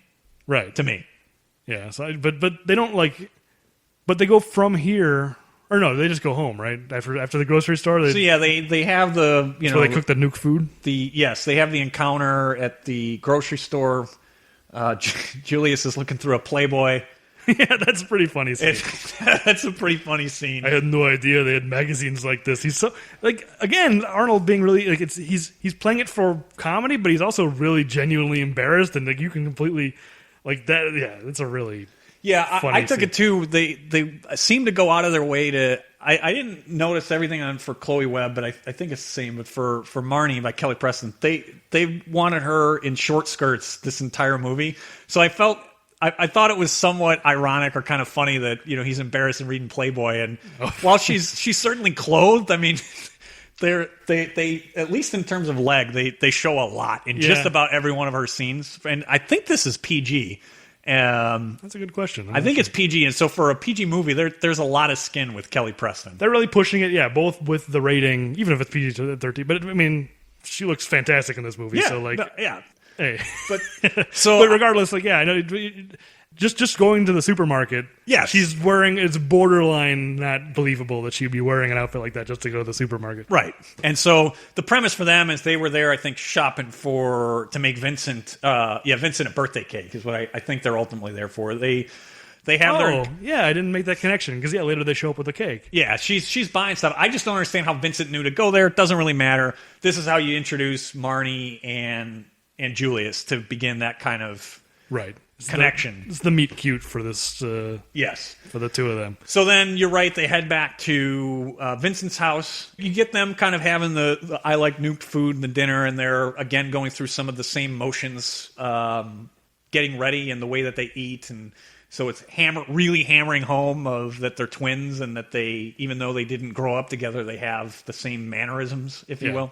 Well, we skipped over when they're walking into the house and Vincent makes the craziest leap of logic where he's like giving him like relationship advice. Or he's just like after he had met Marnie, he's like, yeah, you know, girls like this and blah blah, whatever he's saying, and Julius goes, oh, I have the highest respect for women. And then, I mean, I guess this is the thing you could say is the psychic thing.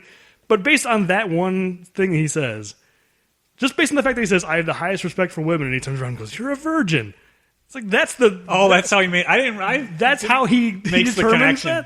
That. Just saying that you have respect for women. It's like, oh, you must be a virgin. You know, I forgot...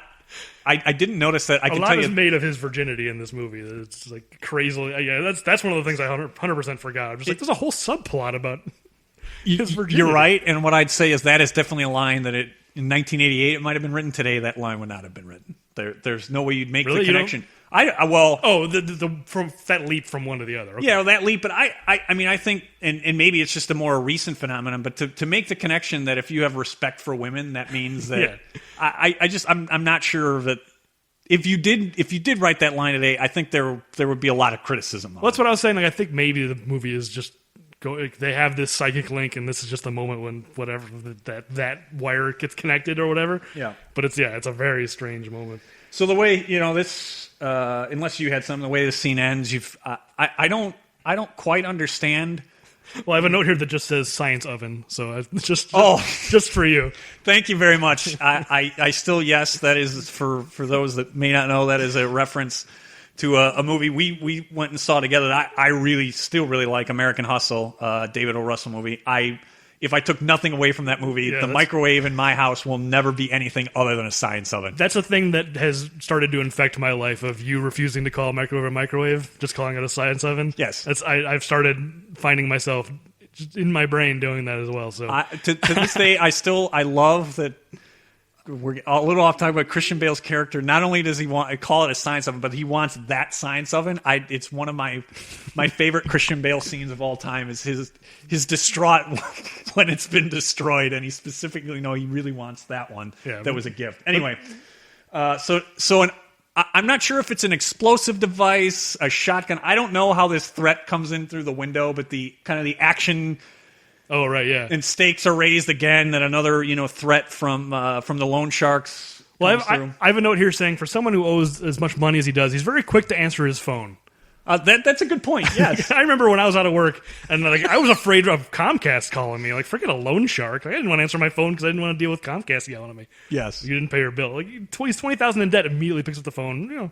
I'm sure it's fine. Yeah, and then whatever they would have shot their and this whatever it was. This is definitely caller ID identification. So he literally is answering, not having any clue who's on the other end of that phone. Maybe he had some important business that he thought he was going to miss. Yes, maybe it was in the import-export of his business.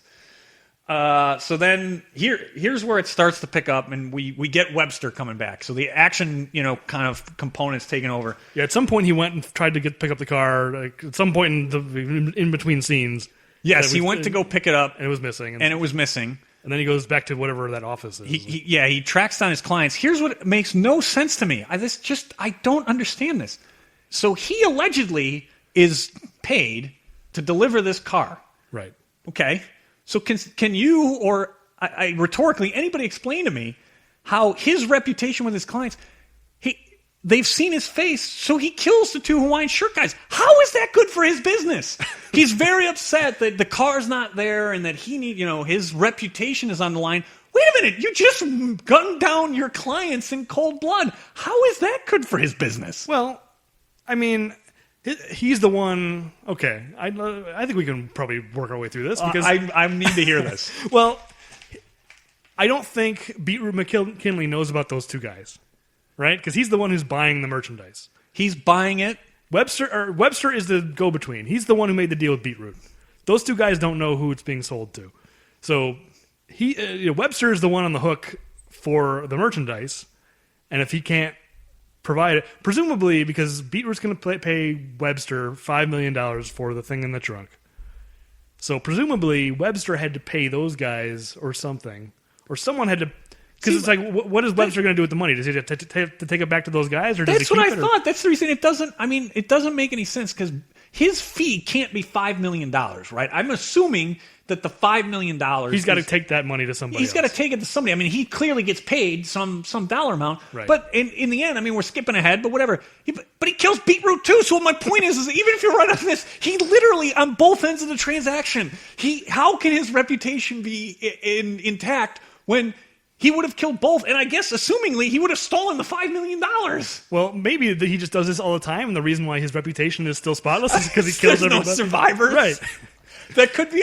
Well, thank you. You've given me a new idea to noodle on of that. Maybe his reputation is sterling because he I don't know how he gets referrals, but he just destroys all of the evidence and any of the clients. He just kills them all and keeps the money. Yeah, I didn't pay too much attention to this like industrial espionage plot. Because Yeah, I don't think it matters. It's the the MacGuffin. They had to have something for the action, and that's what it was. It's kind of weird that it exists at all because you could have made a movie just with them trying to track down, like, to understand this whole like experiment and find their mother, and Probably they wanted to ramp up the tension a little bit. I was just going to say the tension. I think they needed some action sequences because it was in a Schwarzenegger movie. I really think that's what it was. Is they felt they had to have something,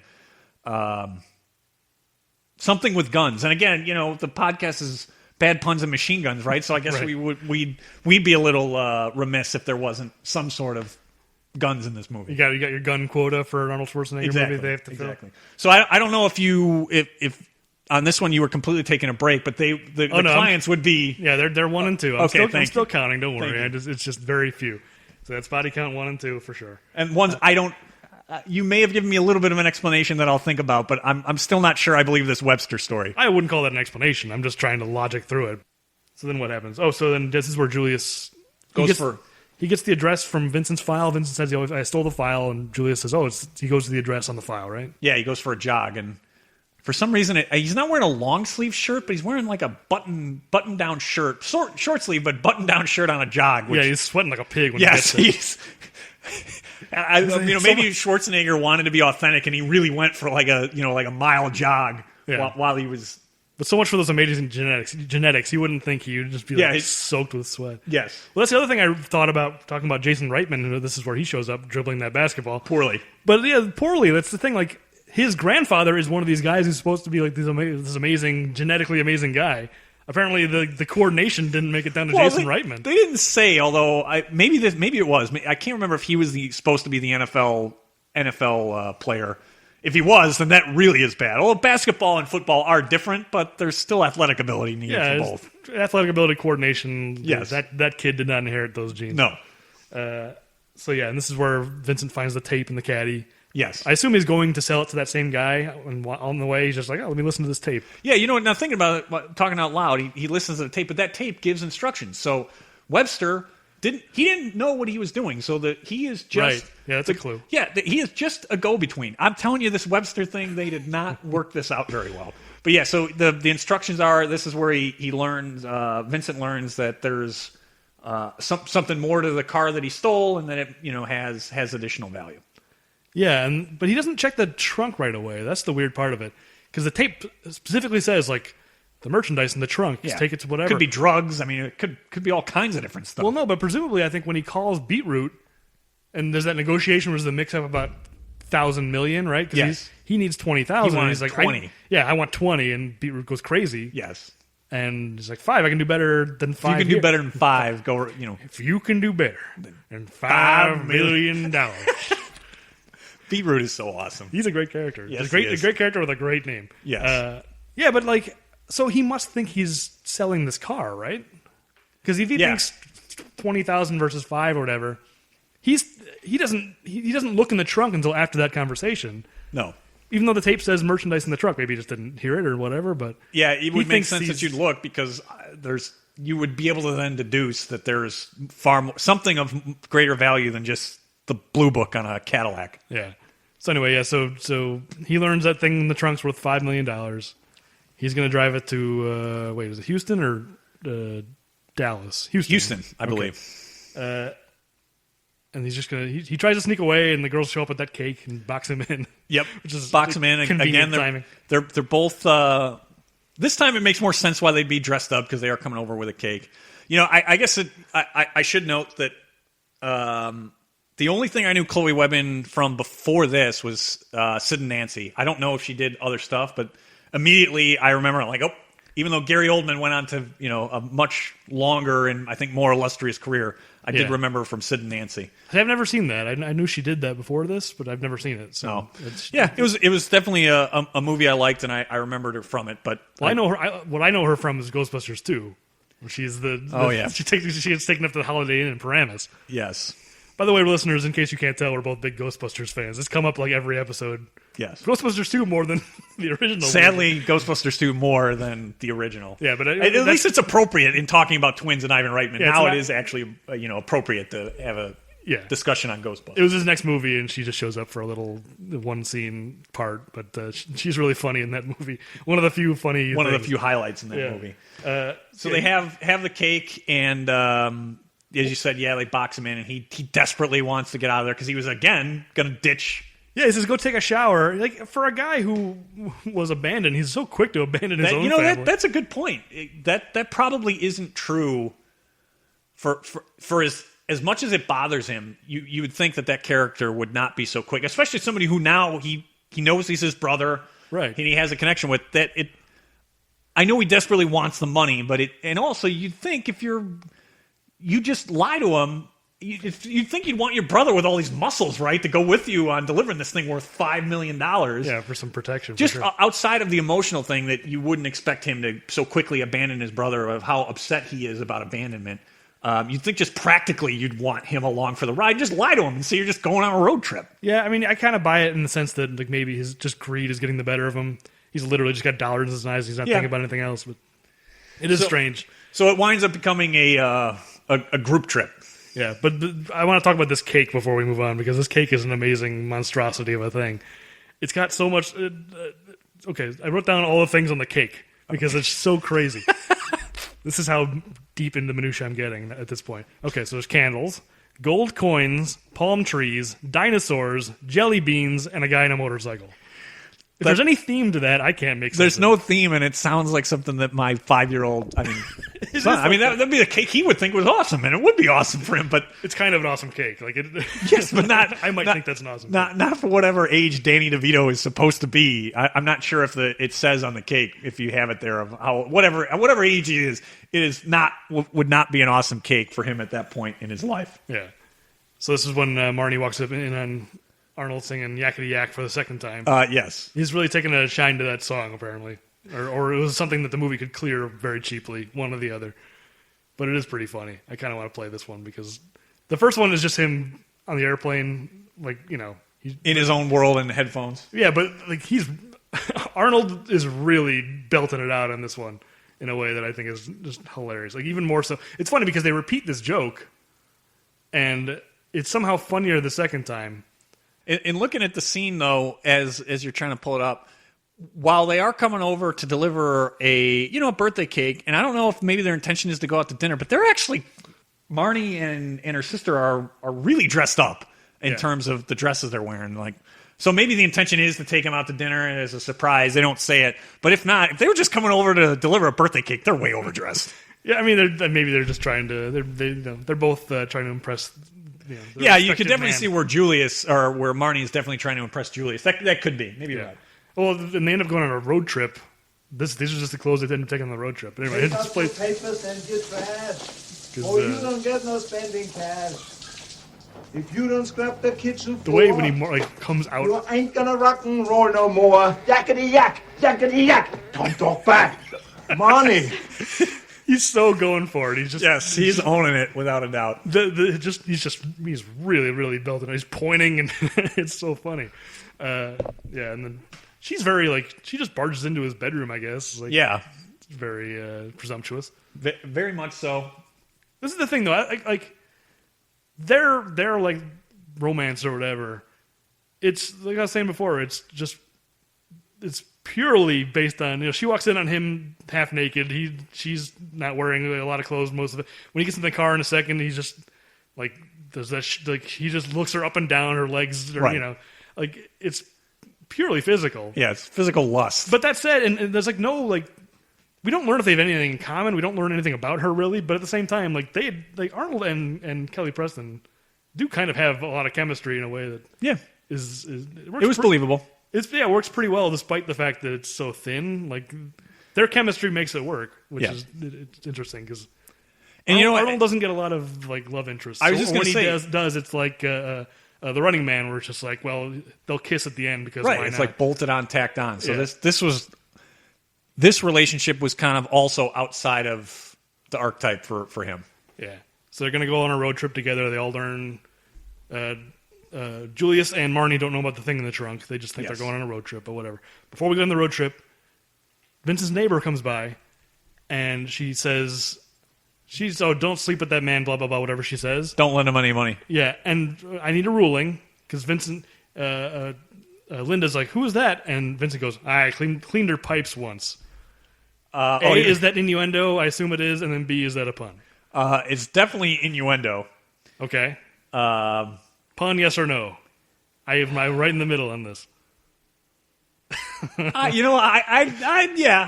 Okay, yes? Yes. Okay, then that's pun number one. I cleaned her pipes once. Because he says it once, that I'm right, exactly. There's no question. Well, I was like 95% sure it was innuendo. I'd say you can get it to 99%. Yeah, I was 50-50 on the pun. Okay, and then, so they're hitting the road. Meanwhile, Webster interrogates Dave Caruso. Not clear if he kills him, so I'm not going to count that. Unless you really think we should count it. He's seen his face, but later he does leave people. He leaves the Klain brothers alive because they never learn his name. Right? Isn't that the idea? Yeah, I guess so. I do. What I did love about that scene is just I don't know why, but the actor who plays Webster, I just love the way when he gives the ticket. It's my first day, and he's like waving him. I don't know why I love it, but I absolutely love the way he says it. But yeah, so he gets the information, winds up at Vincent's house, and now you've got the two action subplots, if you will, colliding in terms of the collection agents versus the transporter, I guess, for Jason Statham fans out there. Yeah, so Webster shoots two of the Klain brothers in the leg. Yes. One of the Klain brothers talks exactly like Steve Buscemi. You're right. His voice sounds exactly like Steve Buscemi's. Yes. It's actually kind of creepy. And then, like montage of them driving or whatever. Kelly Preston is like sleeping against Arnold, and Arnold tears through his shirt, which I guess is just like... Yeah, that might be innuendo in itself. That was like the PG... is that actually? Is he just like nervous, or is that like a muscle boner? Like what is actually causing him? I'm not sure, but the latter is what I thought. Yeah, it's such a weird thing. It was weird, but I think it was kind of funny. Again, it's sort of playing up the his muscles once again. Like find another way to work it in, and then it gets him into that T-shirt. I was just gonna say if the payoff was the T-shirt and his delivery of "Born to be bad." Yep. If that's what it took, then I'm completely okay with. And then when he gets outside and he goes, "Let's rock and roll." Yeah, it's his first T-shirt. That stuff is really fun. Yes, it's worth it. It's charming. Like it's not funny in the way normal Arnold movies are, where it's like corny and dumb. This is a genuinely kind of a charming. Just seeing them on this road trip, we're having fun with them on the road trip. Yep. Yeah. So you know what? Here, at this point, because we're getting close now to some of the material, so I'll say it. I didn't realize until I looked it up. I thought the year was the same, but we're on a road trip. Eventually, we're not there yet, but we're going to get two guys that are dressing in this identical or very close, wearing sunglasses. The first thing I'm like, geez, this is Rain Man.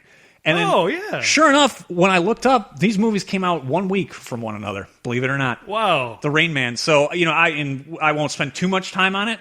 No, that's worth bringing up because I didn't know that. And you're 100% right. They're so similar. There's a lot of similarities between the road trip.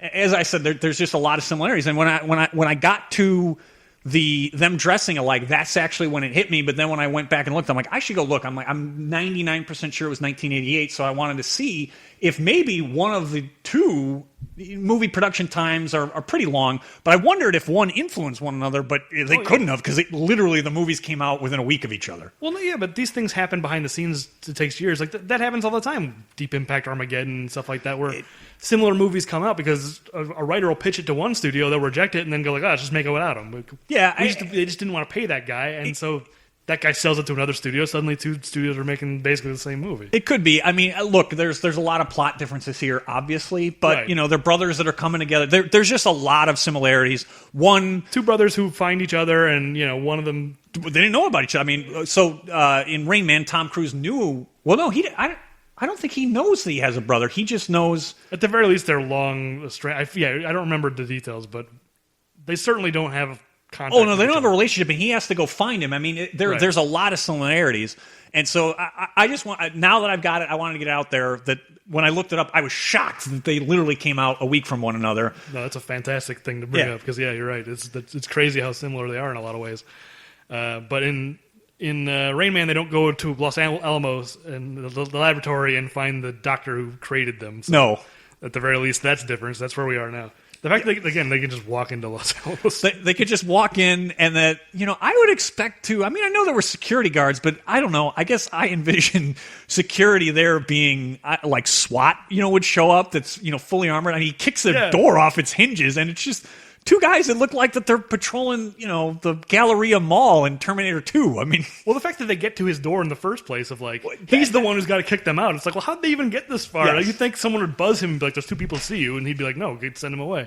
No, they get all the way to his office, and then he's the one, he has to kick him out himself. it's a pretty big hole in the storyline. Yeah, that is not plausible at all. Maybe this isn't the Los Alamos laboratory. It's like some other. I don't. It seems to me that it's in that's like- what I would take away that it's supposed to be. I mean, yeah, I think so, but maybe it's they're not. creating, you know, Superman down below in a, you know, sealed. It could be like the Harvard School of Driving equivalent of it's the other Los Alamos. Whatever. It's where all the bee experiments happen. The bee experiments. Yes. There's the moment where the science, I forget the scientist name. He has a crazy name too, and I wrote it down someplace. Oh, Traven. Yes. Something Traven. Mitchell Traven. I didn't know Mitchell, but yes, it's Traven. Yeah, which is also a pretty good name, I think. See, the moment where he's just like, "Oh, Vince, you turned out exactly how I thought you would," and Vincent, I think, asks a dumb question, which is, "How did you know my name?"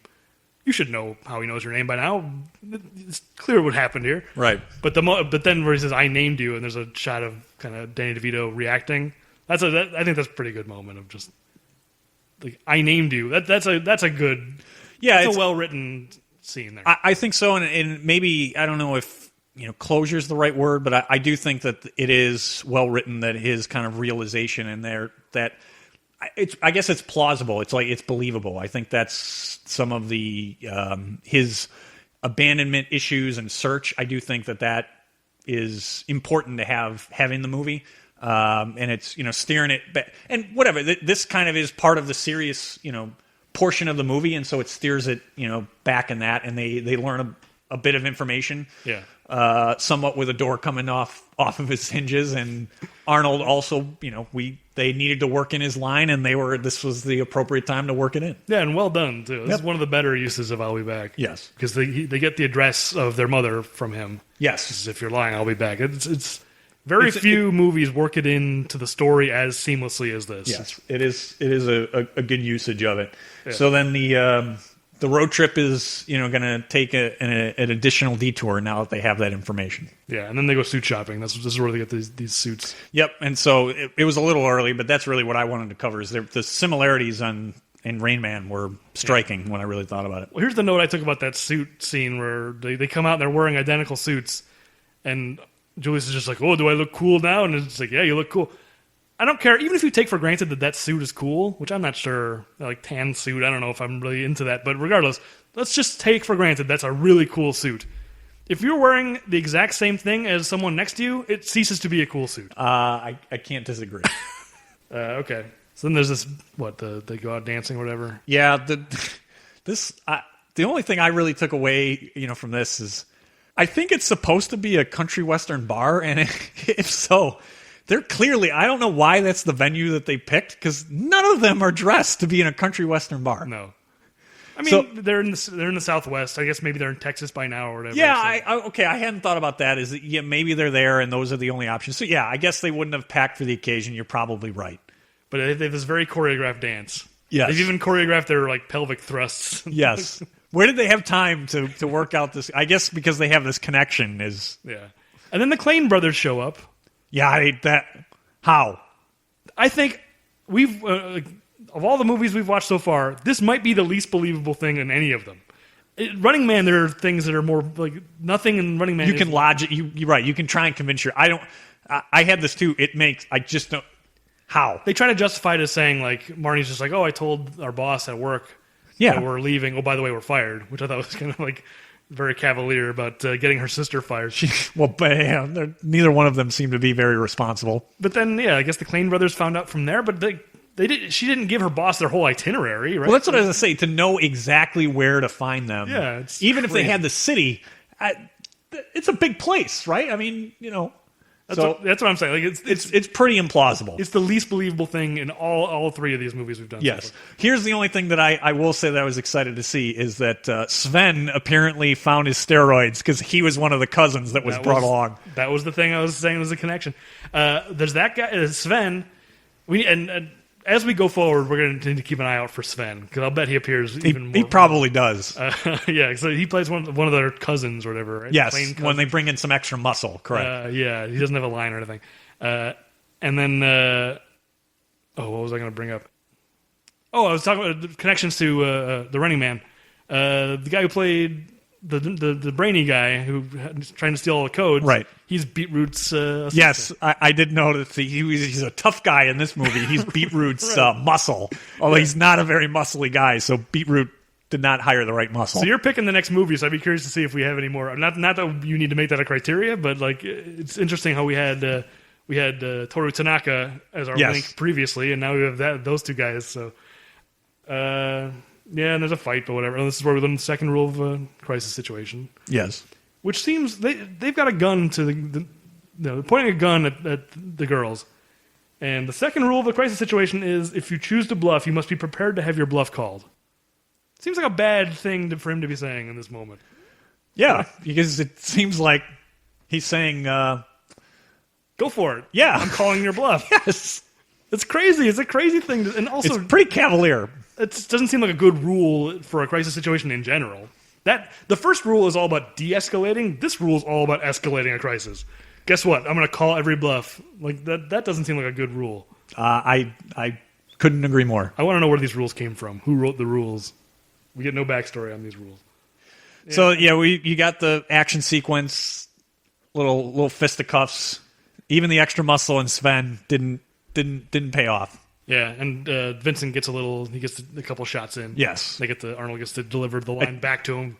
I love it when you hit people, Yeah, and of course, Danny DeVito gives a sucker punch because I'm pretty sure he kicks him in the balls. Yeah, I think he does. Or he hits him with a pool cue or something like that. Yeah, yeah, whatever it is, it's below the belt. It's a cheap shot, but it's in character for sure. And then they go right back to the hotel where they're making cracks at the bar. They're just basically daring her to take his virginity. Like they're just making jokes about it. Like he's just like, oh, he's talking about the beer or whatever. Like I know all these things about beer, but I've never tasted it before. I'm all theory and no practice. And then Vincent's like, we're gonna change that tonight, eh, Marnie?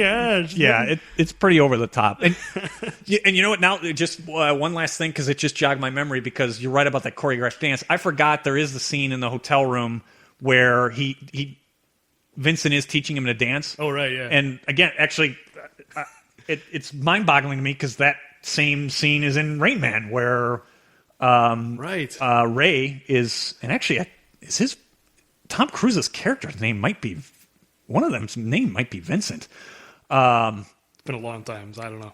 But anyway, Tom Cruise has basically the same scene. I mean, he's teaching him because he's going to go on the Rain Man or right.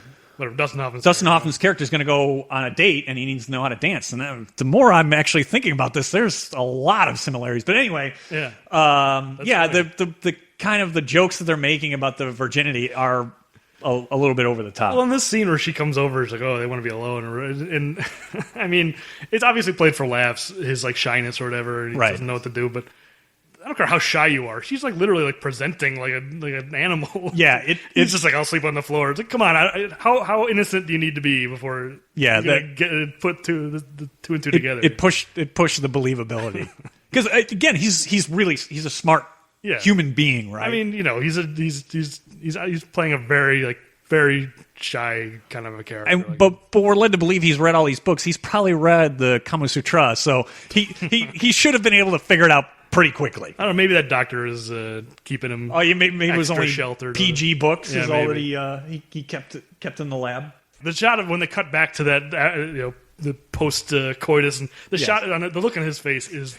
Yes, it's really. There's a few great ones. Him in the car after the two wheels is a great one. This is a great one too. The look on it, because it's not just smiling, and it's not like it's just like a mixture of like 9 different things, and it's so funny.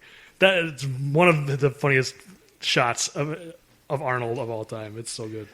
So they head back out on the road, and they're going to go and try and find. Based on the information they have, they're going to go to the artist colony to find their mom.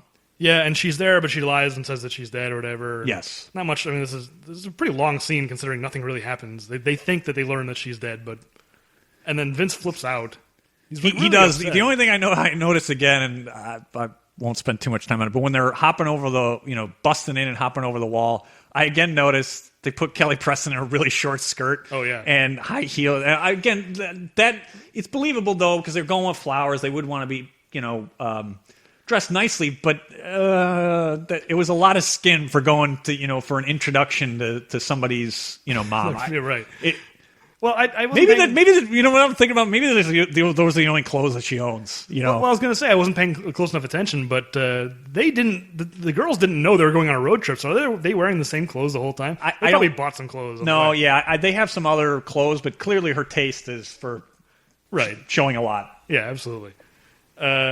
Yes, they get turned away. They think she's dead. Vince gets upset and says he ditches them and just goes to sell this thing. Yeah, and harps or brings me back to he's really quick to ditch them. I guess you fall into your old habits maybe when you're hurting. Yeah, it seems like that's what they're trying to show with this character. Yeah, and it could be, but again, it's just hard for me for him to quote Marnie and her sister. And Linda. I could see him maybe being quicker to ditch, but Julius, it's hard for me to think he'd be so quick to ditch him as hurt and as upset he is, and particularly that this is his brother and it's their mom who he's upset about. And was he upset with them? Like, that's the thing. Like, I understand, like, this is an emotional thing. He learns, his mother died or whatever, but he's like, suddenly he's angry at them. He's like, you all shut up. Like, right. They didn't do anything. It's just forced conflict to get us to the end of the movie.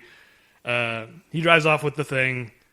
He steals the car, and there's another call with Beetroot. I just love any time we can talk about Beetroot. But Webster is there with Beetroot. Now, Beetroot survives this meeting, and now Webster knows that the car's coming to Houston, and the setup for the ending is effectively there. But Beetroot tells him, well, I guess Beetroot's just a businessman. He just wants his fuel injection system.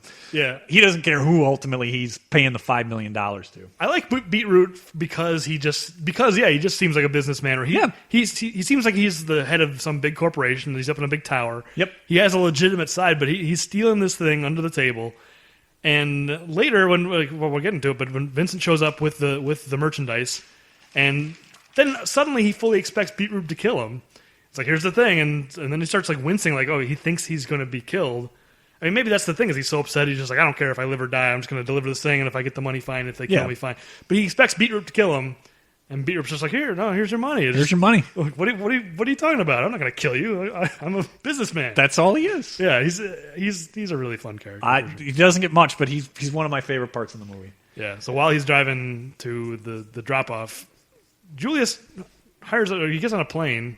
Yeah, again, money's of no object. Yeah, again, the issue is $20,000. They're spending money like it's nothing. I don't know how much those two suits cost or whatever, but they're just spending money left and right. It's one of those things too. It's such an easy fix that you just make the stakes higher on the 20,000. If you make that 100, right, or something. The gap between 20,000 and 5 million is so enormous. Right. Whatever. It's not something to harp on too much, but. He spends money And apparently he has enough for the flight, but he doesn't have enough for a rental car. That's a really good point. Yeah. And maybe, I don't know, maybe, you know what? He doesn't have a driver's license. So you know what? That actually does make sense. Think about it. He wouldn't have a drive. You'd have to have a credit card and a driver's license. You could probably back then still pay for cash for a plane ticket. That's true. Not need an ID for a plane ticket, but for a car, you definitely would need a driver's license. So, okay, that makes sense of why he couldn't rent a car. But this is where he uses his Professor X powers to track down Vincent. And then, he steals a car. He steals a car with a big, steer antler or whatever. I was going to say, it's as Texas and as noticeable as could be in terms of if you phoned it into police as stolen. Right. It's a car that looks like Texas. Yes. That's the description. No, but the most part Texas thing is the keys are in the ignition, and there's the keychain has a revolver on the end of it. Yes, you're right. That's not the car you want to steal. Don't steal that guy's car. There's got to be some other car with the keys in it you can go and pick up. Right? Yeah, that's the thing. I understand the convenience. The keys are in it. I'm just going to take this car. I'll bring it back. But you don't want to steal a guy's car with a revolver keychain. That's a terrible idea. No, he's probably the kind of guy that has the shirt that says "Guns don't kill people, I kill people," right? And a giant hat, a Stetson hat or whatever. Yes. We never see the guy who owns that car, but I wish we did because man, I'm sure that even more of a character than Beetroot McKinley. I was going to say he's a guy that he definitely would have a name as cool as Beetroot. There's no doubt about it. Yeah. So then, the exchange happens. Vincent brings the merchandise. We find out it's a fuel injector for jets. Yes. Which is disappointing. I wish we didn't learn what that was. Well, you do also there get in that scene, though, see in the background, you see a logo that says, McKinley Enterprises. So it's clear that Beetroot he's the owner of some pretty sizable business. Yeah. So you're at least able to get that. You're right. You probably didn't need to know exactly what it was for. Well, it's just more interesting if it's a mystery. It's like the briefcase in Pulp Fiction. Pulp Fiction. It's let it be a mystery. If you're gonna say what it is, may as well raise the stakes more and say it's like a bomb or something or yellow cake. Who knows? Right. Make the stakes really high. Which is a fuel injector for jets. It's not exciting enough to make it worth revealing. Don't even say what it is. Yeah, you could have just left it, and it wouldn't have mattered. So we've already covered that there's another connection to the Running Man here, and that Vincent thinks he's going to die, and Beetroot just as a businessman gives him money. And we've also covered how now Webster also kills Beetroot. He's now killed both ends of the connection on this transaction. He's been put through a lot of trouble. He wants both the fuel injector and the money. I guess that maybe is the case. Is now his reputation doesn't matter. Now he just wants to take all the chips. He's going to cash in and go to South America. Maybe he's going to go to the Hawaii that Julius was raised, or go to the island that Julius was raised on, with the money. I thought you were going to say, or what Vincent says he was half the way to Costa Rica. Yep. Maybe he was going to go to Costa Rica. So Webster shows up. He kills our body count 3 and 4. So I assume they're both dead, right? I think that's a fair assumption. Yes, because the car crashes. You see, the driver's definitely slumped over. I would assume that both are dead. Yeah, you don't see what happened. You hear gunshots, and then the car crashes, and so. It's a sizable. I mean, it's an assault rifle. So I mean, that clearly was piercing through metal. It was piercing through a lot. It's a serious wound at the very least. And there's this it's not really an action scene. It's more of just Webster shooting at them. Vincent very easily gets away. Yes, he sneaks through the bowels of that whatever it is factory or whatever, and then Julius shows up and gets captured like an idiot. It really is the opposite of a typical Arnold movie where he comes to save the day and does all he does is get himself caught, and Vince has to come back and save Julius and give the money back. But luckily, there's a chain. Yes. Well, I think maybe too that's the way they wanted it, because this was obviously a role reversal for him being in a comedy. So have him be the person in distress, and somebody else, ironically, the smallest, least muscular person in the movie, Danny DeVito, coming to his rescue. But he's more capable, in situations like this, in criminal situations. Yeah, it makes sense that he'd be the one that needs to deal with finally come in and save him. And then third rule of a crisis situation: duck. That's actually the third rule of a crisis situation. I find that very difficult to believe. These rules seem like they're just making these up. The first one might be a real rule, and then after that, they've just been made up. Has he been making them up the whole time? Maybe, because it doesn't. He doesn't lie though, so that's true. But 1 and 2 are so inconsistent with each other. Maybe he's been making them up. And then they hit the chain. Very conveniently placed chain. And does that count as a pun, by the way? Well, afterwards, which duck? No. Or afterwards, where he says Yes. there's a lot in his mind. Yeah. For Okay, sure. thank you. I wanted to make sure that went on the total. Yeah, And again, another reversal. It is a pun not from Arnold. I'll just say that because we're pretty much at the end of the movie. Those are the two puns. Pun count of 2, both by Danny DeVito. Yep. Arnold has a big goose egg in this movie, which is probably going to be pretty rare. I was worried there was going to be 0 because I wasn't sure about cleaning their pipes or whatever. And then You're getting late in the movie and there haven't been any. We were getting to this point. I was like, boy, that one doesn't count. We have 0 puns. Well, and what's funny is that because it had been so long since I'd seen the movie and we kind of went over what, my takeaways or what I remembered, I didn't remember there being any puns. So I kind of thought the same thing. I'm like, ooh, wow, this may not fit in with the title of our podcast. There might not be any puns in this. I did remember that there was a machine gun. I did remember that. I didn't remember Webster's name, but I did remember a pretty high-powered gun in this. Thank goodness Webster shows up at the end to give us our machine gun. Give us both. Both we get the machine gun and the pun at his expense. Webster not dead, though? I'm guessing not dead. Really? You think so? I would have put him on the body count because, as I remember, the pile was bigger than That's true. Arnold, Yeah, right? You're right. Okay. That's a lot of weight. I think you can put Webster. All right, so that's a body count of 5 then, and a Yes. pun count of 2. So pretty tame in terms of your responsibility. So you got what you were looking for, which was a little bit of a hiatus from so much stress. Definitely lightened the load for sure, because but more than I thought. If 5 is the final count, I thought there'd be 1. I thought maybe the guy, because I couldn't remember if the bad guy gets killed or not. But the other 4 were kind of a shock. 5 is way more. I would have guessed 1 or 2. So not 5. So then, we get to them, as we alluded to, smarter than the Rand Corporation. Here's the one thing we didn't cover when we covered that earlier. They say give the money back. I want to know, To who? who does the money go back to? We cover we think that Vincent has not, changed his ways, and he stole $1 million.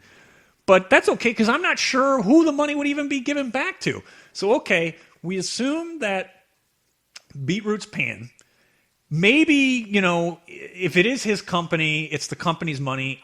Okay, but how do they know? I guess they'd figure it out because Beetroot's body is there.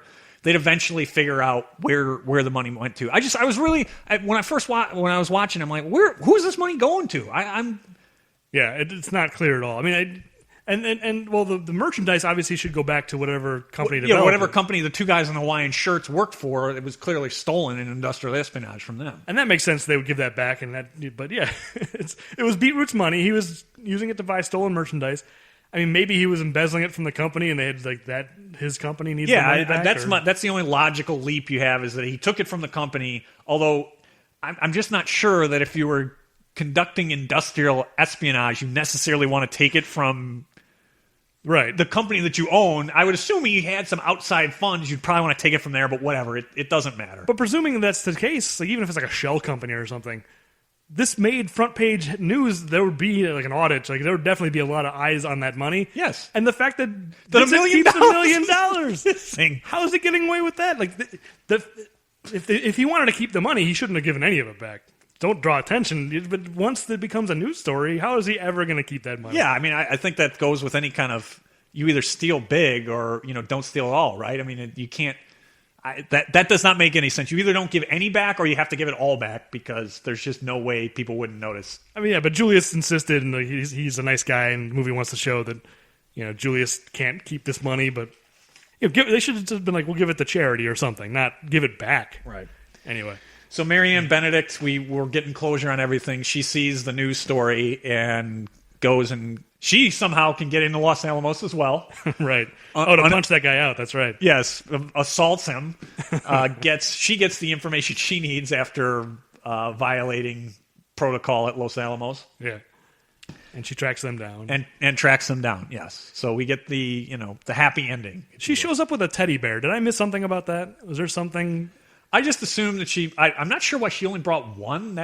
That's what's confusing to me. But I mean, I assume that she was bringing it because she's basically meeting her child, but children. That's the reason why one doesn't make sense to me. But I mean, I think that if somebody was reunited with even though they're grown, yeah, they're grown adults. Men, they're adults. I don't know. I can understand that the gesture Okay, I thought maybe there was some plot thing that I had missed. No. This was that one of their teddy bears or No, something. no. That's not what I took. I took that it was that she was meeting, kind of her children for the first time. It is kind of confusing now that I think about it, unless she's holding something else that I didn't notice, why she would only have one. Yeah. That part is kind of confusing. I mean, it's not that important, but it's just a strange detail. Like I think it gets a close-up, too. Just like, No, it is. That's what made me think there was something that I'd missed, of just like, the movie acts like, oh, it's the teddy bear from before. Like, there's a shot that implies that we should know what this teddy bear is. For Simpsons fans, it's not Bobo or anything like that. It's not the placeholder for Rosebud in a different movie. Yeah. But anyway, and then we cut forward at least 9 months, and they're at a fairground, and both couples now have twins. And there's 4 babies. They're pushing through the grass in strollers, which I'm sure you have more stroller experience than me, but like I'm sure there's a path they could have found. They're just like shoving them through the grass. I was going to say, especially those strollers, because strollers that are made today, like everything else, it's amazing the products that have been developed. Like an off-road mode. Yeah, I mean, the strollers they had there and those kind of double umbrella strollers, you never want to take off-road because they're terrible. You can't really get them through. I mean, you can tell they're struggling so hard. Yeah, I mean, there are strollers today that are absolutely made to be able to go off on grass. I mean, not rugged, like over rocks and stuff. Yeah. But a doubles umbrella stroller like that, even today, you'd never use that one to go into the grass because they're a nightmare to try and push through. Yeah. So it's just funny. There must be a path somewhere. And then the doctor is there, and Mary Ann Benedict. They're like this. Yeah, they get the big extended family photo. Yes, it's a complete, happy ending for all. Yeah, I don't know. What's your takeaway about Twins? I enjoyed it. Okay. Yeah, I mean, I enjoyed going back and watching it again. There are some things that I remembered, some things that I hadn't. I think the biggest thing is because. I think the biggest takeaway, I enjoyed it, but the biggest takeaway of what was different for me that I definitely would not have had any concept of, in the late 80s when I watched it, had to do kind of with what we talked about, the connection that we both have to adoption, as that kind of stuff, whatever I was, 11, 12, it would have been lost on me anyway. Yeah. And I'm only because of being an adoptive parent. Probably if I wasn't, I don't know if... even watching it this time through, I would have picked up on kind of some of the abandonment and kind of loss issues that it does scratch the surface on. So, I found it interesting for that, and it was good to have something new in, because a lot of these movies that we're going to watch, there's not going to be anything new I'm ever going to pick up. I'm just going to enjoy, certain old things. That was something I did enjoy of watching this one again. You never know. You don't think you're going to pick up new things from Eraser or anything like that? It could be on some of those. We're not going to have these deep discussions. He's killing the alligator. You never know. Maybe not. So I did enjoy it. I still feel that it's somewhat of a comedy from its era in some ways. But I enjoyed it, and I did pick up some different things this time through, and there are some lines that I will definitely be using that I did not previous to this. Yeah. And other than the probably unintentional weirdness about the eugenics and all that, and for the most part, inoffensive, enjoyable. It's not a great movie, but it's the thing I take away from this again is just Arnold's performance.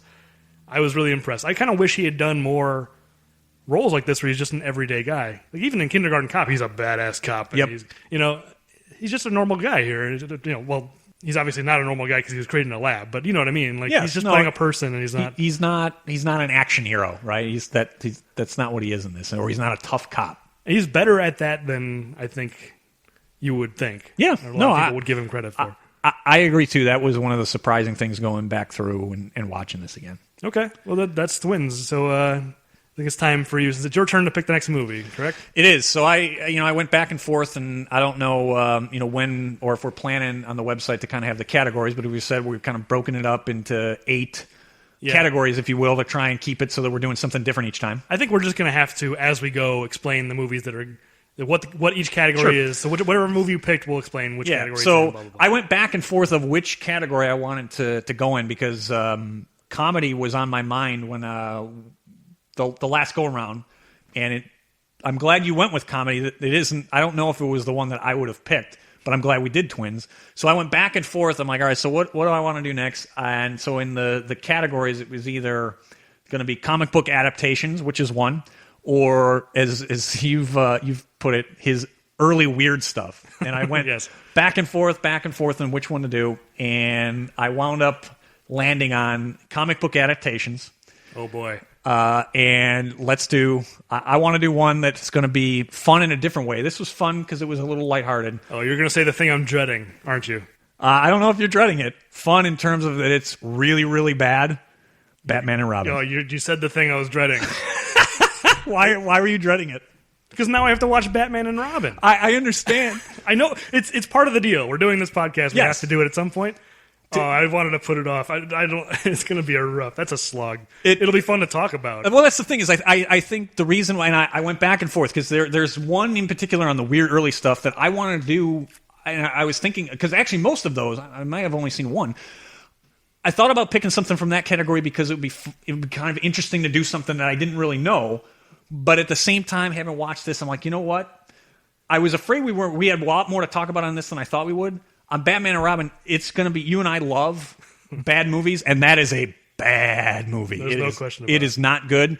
So you're going to kill me on the pun count on that one. Commando's the one, or the body count. I'm gonna be exhausted. I was going to say, and since before we started recording, I had asked if you kind of had enough of your hiatus, and it seemed like this was enough of one. I knew that on the pun count, because I pretty much the way you can count it is just every line I think Arnold has, I think is a pun. Yeah, in that everything movie. he So you just count everything he says, and you're probably okay, and then you just need to find any other ones from any other characters. You might be right. So I'm gonna have to do a ratio. Actually, I'm gonna do that. I'm gonna count his total line of dialogues and what percentage of them are puns. So because in this movie, it might be over 50%. It probably is, and so I wanted to do it. You're right. It's going to be bad in some ways, but I got my break. Don't worry. It highlights our love affair. We do love a good bad movie, and this one isn't a good fun bad. It's just a bad movie. I mean, Batman and Robin. We're going to have probably not many good things to say about it. Yeah, that's the thing. It's not one of those bad movies you can watch and enjoy and have fun because it loops back around to good again. It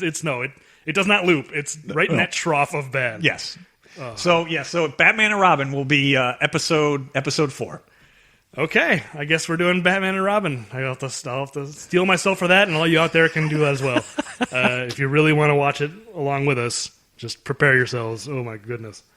Okay, that's the show. Yeah, tune in next time. Thank you for listening. You can follow us on Twitter at Bad Puns Podcast, and to email us, you can write in at questions@bpamg.com. I'll tell you before we end, because we've kind of finally gotten our endings together, but we've ended our podcast very abruptly. And low energy, I think, in the past. But I thought about just playing the Twins theme at the end, like Twins, that song. At least we can get some high energy. So I don't know if you want some underscoring, I got it queued up if you want it. Well, you can certainly play it. I've got a responsibility here now to try and end us on a consistent and high energy note. If you are enjoying this, hopefully you are, please remember to rate us highly on whatever podcast app of your choice. To keep with the theme of this movie, what I guess I'd end with is the fourth rule in a crisis situation. Since we only got the first 3 from the movie, I would project that it is just make the rules up as you go along. Because that appears to be what was happening in this movie. So that's the fourth rule in a crisis situation for you folks. Just make them up as you go along. Okay, sounds good. Tune in next time when we do Batman and Robin. We'll see you then. Thanks.